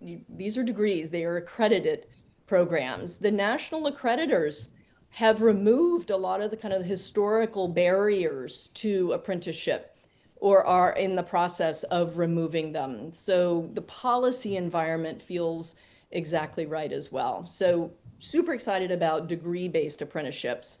And then also nursing, right? We heard Josh, Bridget, Willie has nursing. A lot of other states are rolling out these programs, and every employer I talk to, and I think that includes you, Matt, when we said, where are your biggest pain points? They say nursing. So, or amongst the biggest. So if we can learn from other states, be inspired by them, copy some of the things that they've done, build some of our own, get some licensed practical nursing apprenticeships in the market soon, have those build right into registered nursing as through the associate's degree, and then on to BSN level. I think that will be absolutely remarkable and admirable. That is a terrific preview to Jay's going to have some additional comments around nurse apprenticeships. But one last question for the group, for anyone who in this group that wants to respond. We've heard a lot about all of the benefits to both employers and to colleges to put these on, and obviously to the apprentices themselves. That's not to say that these programs are without challenges. So could you talk to some of the big challenges and how you overcome them? And one thing, it's come up in the chat a few times now, and I know we discussed it a little bit briefly during our prep, is working with the state boards. I know this is really kind of specific to nursing, but how are you all working with the state boards and collaborating to make this work? Well, I think that part of the challenge is just educating them and having those conversations. I know Jay has helped us out a lot in bridging some of the discussions with the nursing board, for instance. And we anticipate that they will help, but it's getting all the pieces together that sometimes takes a little bit of time and becomes a challenge. Helping people understand that this is really a modality shift. It's not a shift in a program. They're still going to be doing the program. It's the way that we're doing it that's a little bit different. And because it's somewhat new or something that they might not be familiar with, there needs to be a lot of education. I think as more and more programs grow, it's going to become easier and easier. It was just the same challenge that we faced with employers a few years back, trying to help educate them about the advantage to them that this had and the opportunities. So it's a continual process of educating our community, our boards, our industry about the program and how wonderful it is and how it's a win-win for everybody. Great, thank you. I'll just add that, as I alluded to earlier, another challenge is the faculty and their sense of ownership of the program. It helps. I've seen that when they discover that other states are doing it in their field and they sense, okay, there's possibilities, their anxieties are diminished. Also, we found that brand new faculty who don't have a long-term investment in the existing curriculum are more open to adapting the curriculum to an apprenticeship model. But it really takes, as Luis was talking about, time for faculty to understand it and embrace it, and then rewrite their curriculum in cooperation with the employer, and then for it to go through the approval process within a college, because it doesn't happen just because a few faculty say so. It has to be approved by a governance process. So these are all steps that are needed, but we're finding that we're getting there. Headway is being made because people generally have goodwill, and some of them are excited about better serving their field because that's the field they've committed their lives to. So generating that kind of engagement and enthusiasm is the work of the administrators to get them on board. Great. Matt or Marjorie, any final thoughts on challenges or lessons learned or advice for those who might be thinking, gosh, maybe I want to jump into this and start doing an apprenticeship? I think just what's been said, that you have to commit some time and energy into it, and also that it takes time. Like, you're not going to start a program or start talking to a community college and have 40 applicants to your apprenticeship 2 months later. Like this, it takes probably 6 to 12 months to set up, and you start small, have 3 to 5, and then build from there. And that is probably the right way to do these things. But then you get there. I think, Kim, the only other thing I would add, kind of on the challenge, is also capacity, seat capacity, right? In our higher education health programs, right? There's simply, in many of these occupations, there just isn't enough. So how do we think about apprenticeship, not just in a way to kind of rearrange existing seats, but how do we use apprenticeship to grow the seat capacity, right? So I know in a lot of the apprenticeships that the two presidents are building right now, they have employers on wait lists, right? They have people who want to apprentice on wait lists. So this has to be additive, right? And additive in a significant way, as opposed to additive in a very marginal or incremental way. And how do we do that? Because there are things at in a more systems level that are constraining seat capacity, whether it's apprenticeship or not. But it feels like this is beginning to kind of shine a light on some of these issues, and maybe raise some of the conversation points that we need to be having. Very good. Well, thank you all for joining today for this panel. Really great information shared. So thank you. Next up, we are going to hear from Josh Cutler, the Undersecretary of Apprenticeship, Work-Based Learning and Policy with the Executive Office of Labor and Workforce Development here in Massachusetts. We're really excited to hear his state level perspective on how Massachusetts is working to support these efforts. So Josh, I welcome you to come on camera, and looking forward to hearing what you have to say from the state. Great. Thank you, Kim. Everybody see me? Hello? Oh, there Yes, we go. You're great. Great. Well, it's great to be here. I guess I'm the closer, I guess. Is that are we wrapping up a great Clay will have a few words after you, but yep. Okay, great. Well, I've had a chance to listen to some of the previous panels for a bit, and it's been a really informative and great discussion. So thank you all to my folks who've gone before, and to everyone who's put in the time to organize this great event. So briefly, I just want to offer a few remarks, and glad to take some questions myself. My name is Josh Cutler. I'm Undersecretary of Labor here for the Commonwealth of Massachusetts. Bring warm tidings from Secretary of Labor Lauren Jones, and obviously Governor Healy, Lieutenant Governor Driscoll. I spent about 10 years before this role serving in the state legislature as the chair of the Labor and Workforce Development Committee. And one of the reasons I wanted to make this transition to work for Governor Healy and the administration was because of the real investments and emphasis that the governor has put and her administration into apprenticeship, into workforce in general, but certainly into apprenticeship. It made this transition really appealing to me. And I have the privilege of working very closely with our Division of Apprentice Standards team. We have a really talented group of folks who many of you on the call and some of the previous speakers have been working with. So it's been really a year and a half later, and there's been a lot of great progress and exciting developments that have happened here in the world of apprenticeship in Massachusetts. I wanted to kind of give you a quick little snapshot about where things are at and where I see them going, and then, of course, glad to take Q&A. If folks have that. I wanted to just share just a quick sort of snapshot of the state of apprenticeship in Massachusetts. You've had a lot of different speakers, but we've seen some real great growth, as many of the previous speakers have talked about. Really, everyone knows about apprenticeship, but the great learn to earn model, we think of, your mind probably goes to thinking of like the blacksmith or the iron maker, iron worker, or the carpenter.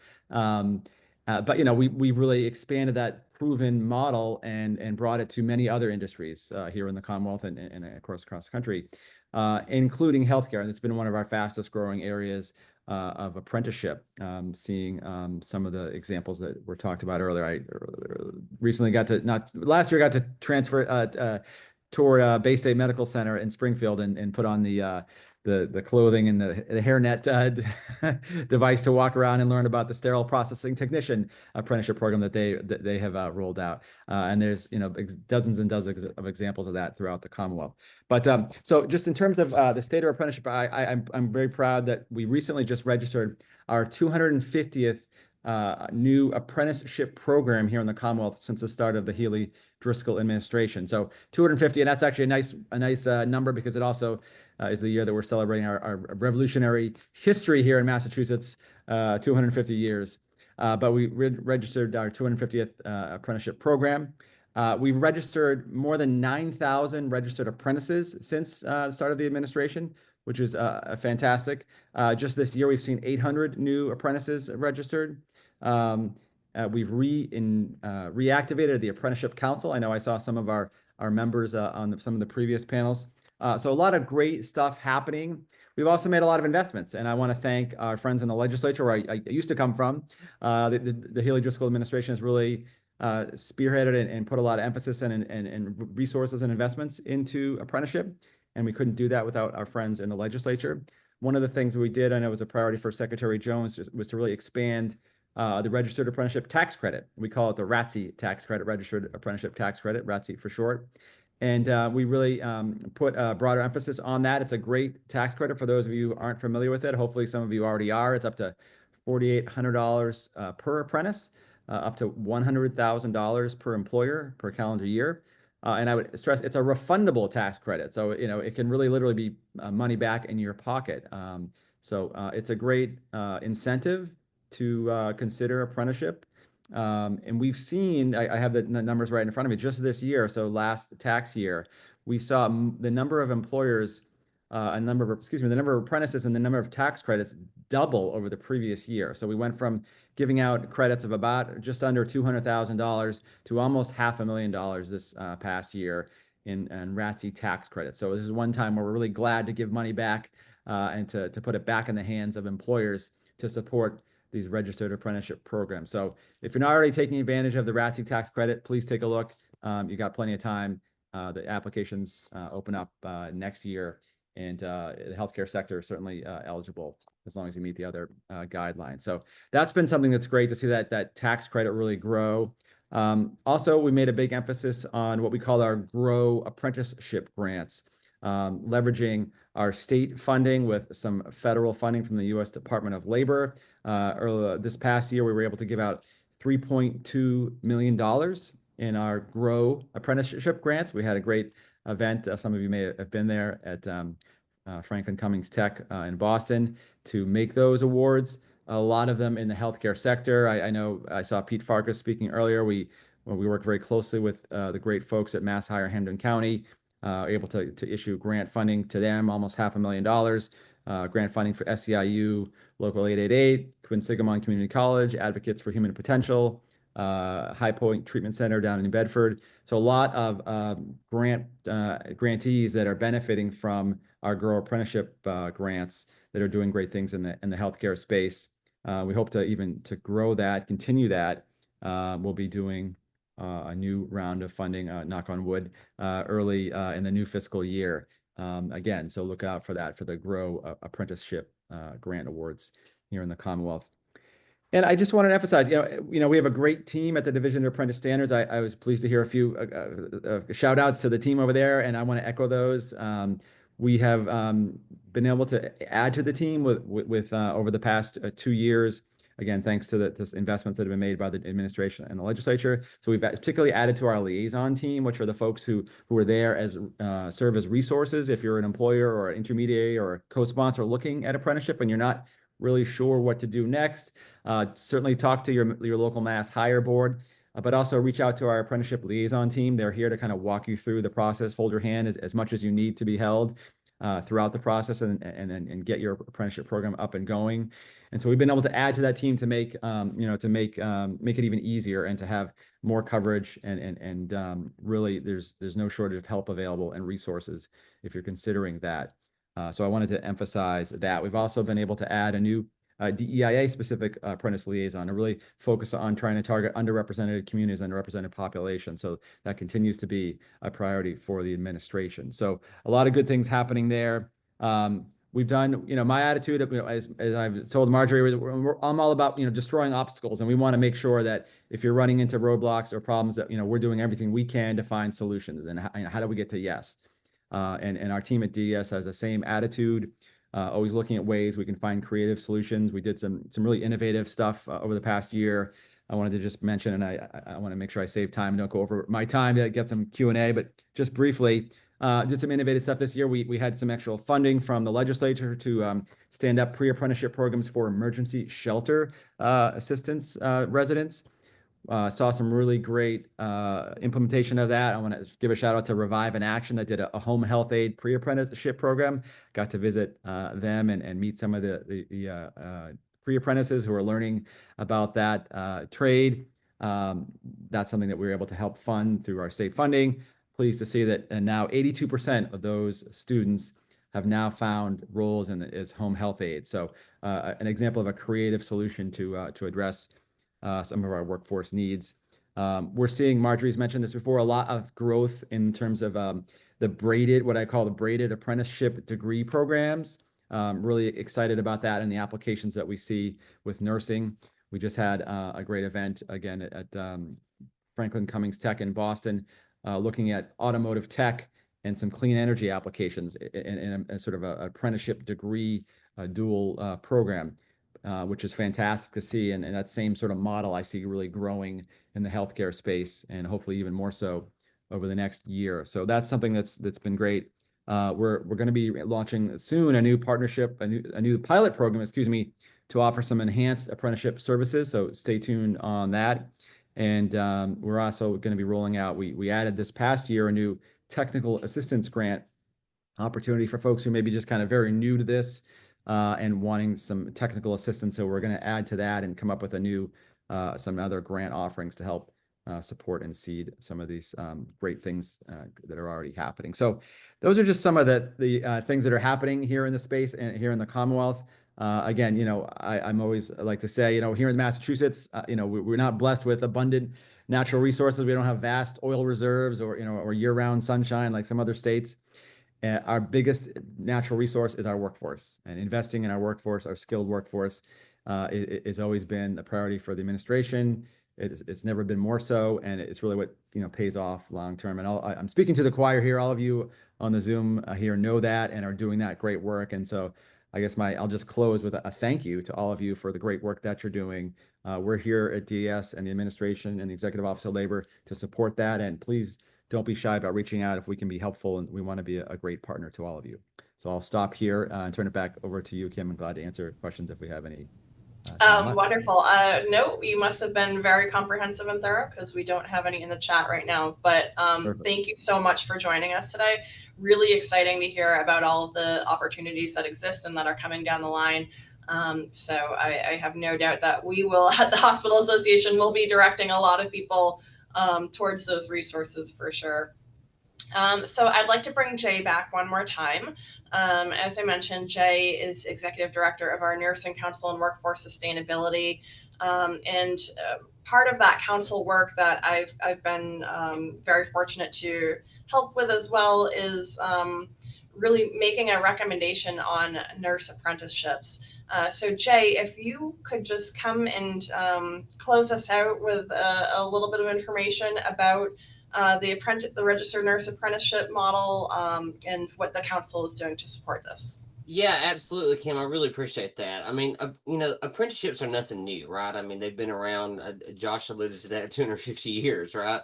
But healthcare apprenticeships, especially in Massachusetts, we're just kind of really at the tip of the iceberg.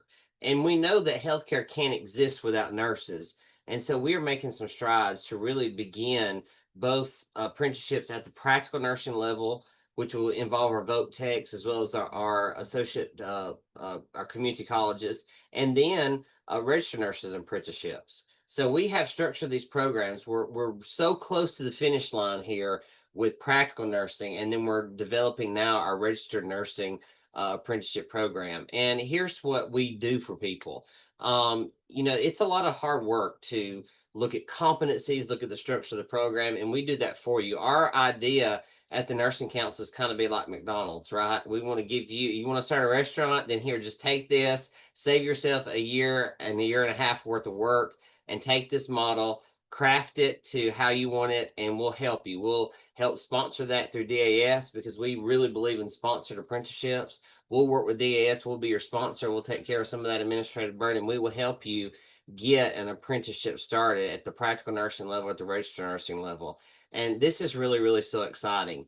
You know, when we were in Alabama, before I moved to Massachusetts during COVID, that was the start of really a very successful nursing apprenticeship program with over 1,000 students today enrolled in those programs. And I know that we can do the same thing in Massachusetts.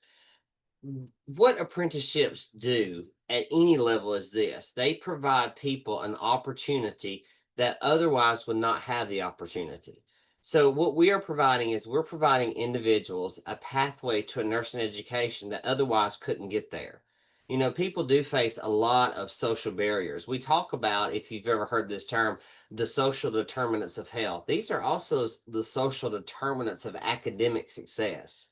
And apprenticeships help to address some of that because some people just cannot go to nursing school full time and not stop working. And working while you're going to school is really nothing new, right? And we still have students that go to nursing school and still, because they have to, try to work full time, but they're working all night in crazy shifts and trying to stay up 24 hours to go to school and clinical.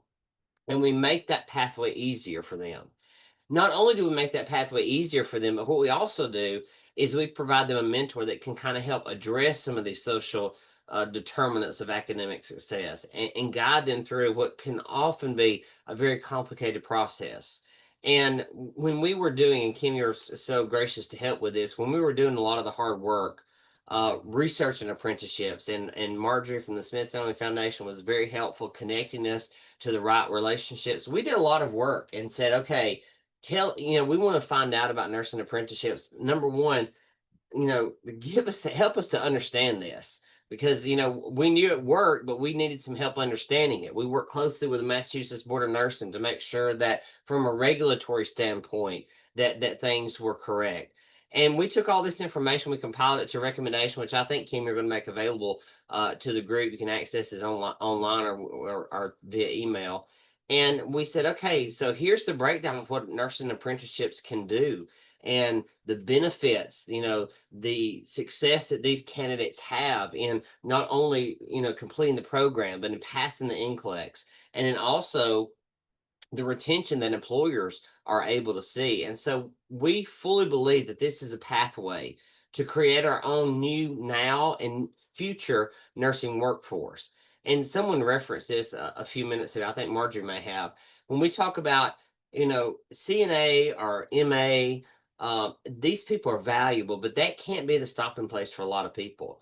And so what we can do is we can get them up to a practical nursing position, and we change the economy of that person, right?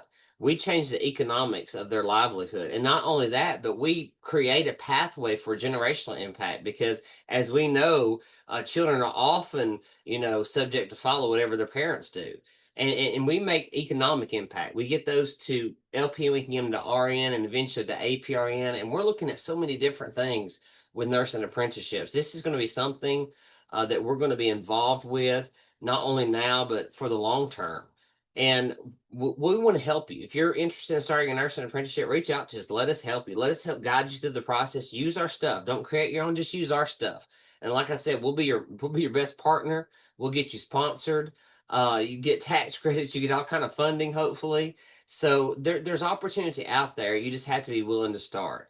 And sometimes the hardest thing about apprenticeships is to kind of wrap your mind around how it works. Because for those of us, especially from nursing background, we know that nursing education is highly regulated. It's very prescriptive, the way it operates.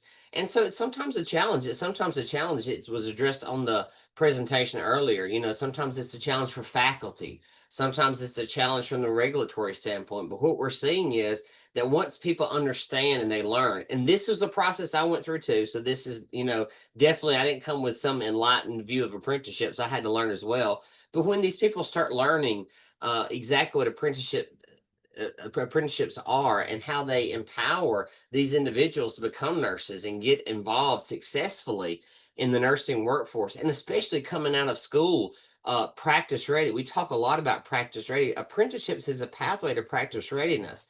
And when you impact a nurse's practice readiness, you also improve retention. And we know for the first time, that transition to practice has always been a challenge for nurses. I've been a nurse for over 20 years. So just FYI, I graduated when I was 15. So that way you can do the math on my age and stuff. But anyway, so it's always been a challenge, especially that first year we know is always big for turnover. But then that transition to practice from actually student to nurse, that you're actually giving the medications, you are taking charge of the patient. That is always a risk. But what apprenticeships does is it produces practice ready nurses, and it helps bridge that gap, because we're seeing people that not only are turning over, but they're leaving nursing. Sometimes in the first 6 months, they leave the entire profession, which I think is mind-blowing to me, that we have so ill-equipped these individuals that they're actually leaving the field of nursing after 6 months. That just blows my mind. So we're directly impacting those types of things. And when regulators or your nursing faculty or your employers start seeing the benefit of this, it becomes just such an easier pathway. And they say, you know what, this is not that bad. This actually helps people. This is a great pathway. This is a complement. It doesn't change nursing education, right? It's a complement to nursing education. And we run parallel to the very prescriptive nursing education, and we enhance what the students are already learning. As a matter of fact, our competencies, especially for the practical nurse, are built around the NCBSN, kind of playbook for the NCLEX PN. So we're re-emphasizing all those characteristics and that knowledge that they're going to need to be able to, at the end, pass the NCLEX PN, because nursing is, a licensed profession. The apprenticeship ends when you successfully pass that NCLEX. And one of the aspects of apprenticeships that's really, really important, especially in Massachusetts right now, is we emphasize very, very early NCLEX testing within the first 6 weeks after graduation. If I could structure it, I would have you, when you shake the dean's hand at graduation, you go into a back room and you sit down and take your NCLEX then. That's not going to happen, right? But that's what we would like to do, because we really firmly believe that with your education training, the sooner you take it, the sooner you're successful. And we see that played out very easily through apprenticeships. We see people, retention played out very easily in apprenticeships. So there's a lot of advantage. And we're happy to help you. All you have to do is just reach out, and we can hopefully get your mind wrapped around how you can structure an apprenticeship. Use our material. We structure our practical nursing apprenticeship to 85% completion, which means you can take it and you can put in your 15%, because we know your RTI, which if you're new to apprenticeships, you have no idea what I'm talking about. That's fine. It's a learning aspect. You structure that based on your organization. You can fold in all of your orientation. So you're cutting down on the end for your non-productive time for these individuals. So there's a lot of advantages here, both to employer and student. So I encourage you to take the next step. And if nothing else, reach out. We'll be happy to help you. If we have a bunch, we'll host a little, how-to webinar on how to start nursing apprenticeships. But the Nursing Council is there to help. We're involved in so many different aspects of the nursing workforce and the work around the nursing workforce. So we're super excited, and we would love to be your partner because this is about the future of healthcare, not only in Massachusetts, but really all over the United States of America. And it's about giving people an opportunity that we know can do the job. I was so excited to hear the Revive in Action mentioned. Those are absolutely great individuals, and those are the types of people that we want to get on this apprenticeship pathway. So Kim, I appreciate the opportunity for being here. I had a great time, and hopefully I was able to add some information to the discussion, and I appreciate you extending the invitation, and it's definitely been my honor. Yes, definitely. Thank you so much, Jay. Thank you to all of our speakers today. I know this was a long webinar, but as you can see, we just had so much information to share with you all. I hope it was worth it. As a reminder, we will be sending out the recording of this along with slides and other materials and the recommendation that Jay mentioned. So really excited. Thank you all for being here today. I just want to thank our sponsors again for supporting this work, and also invite you to see our upcoming education events that we have, especially anyone interested in workforce issues who's local to Massachusetts. We have our in-person workforce summit on July 17th. I'm super excited about it. It's going to be a great event talking about different retention and recruitment strategies and workforce well-being and the pipeline and everything. So really excited. Thank you all, and I hope you have a great day.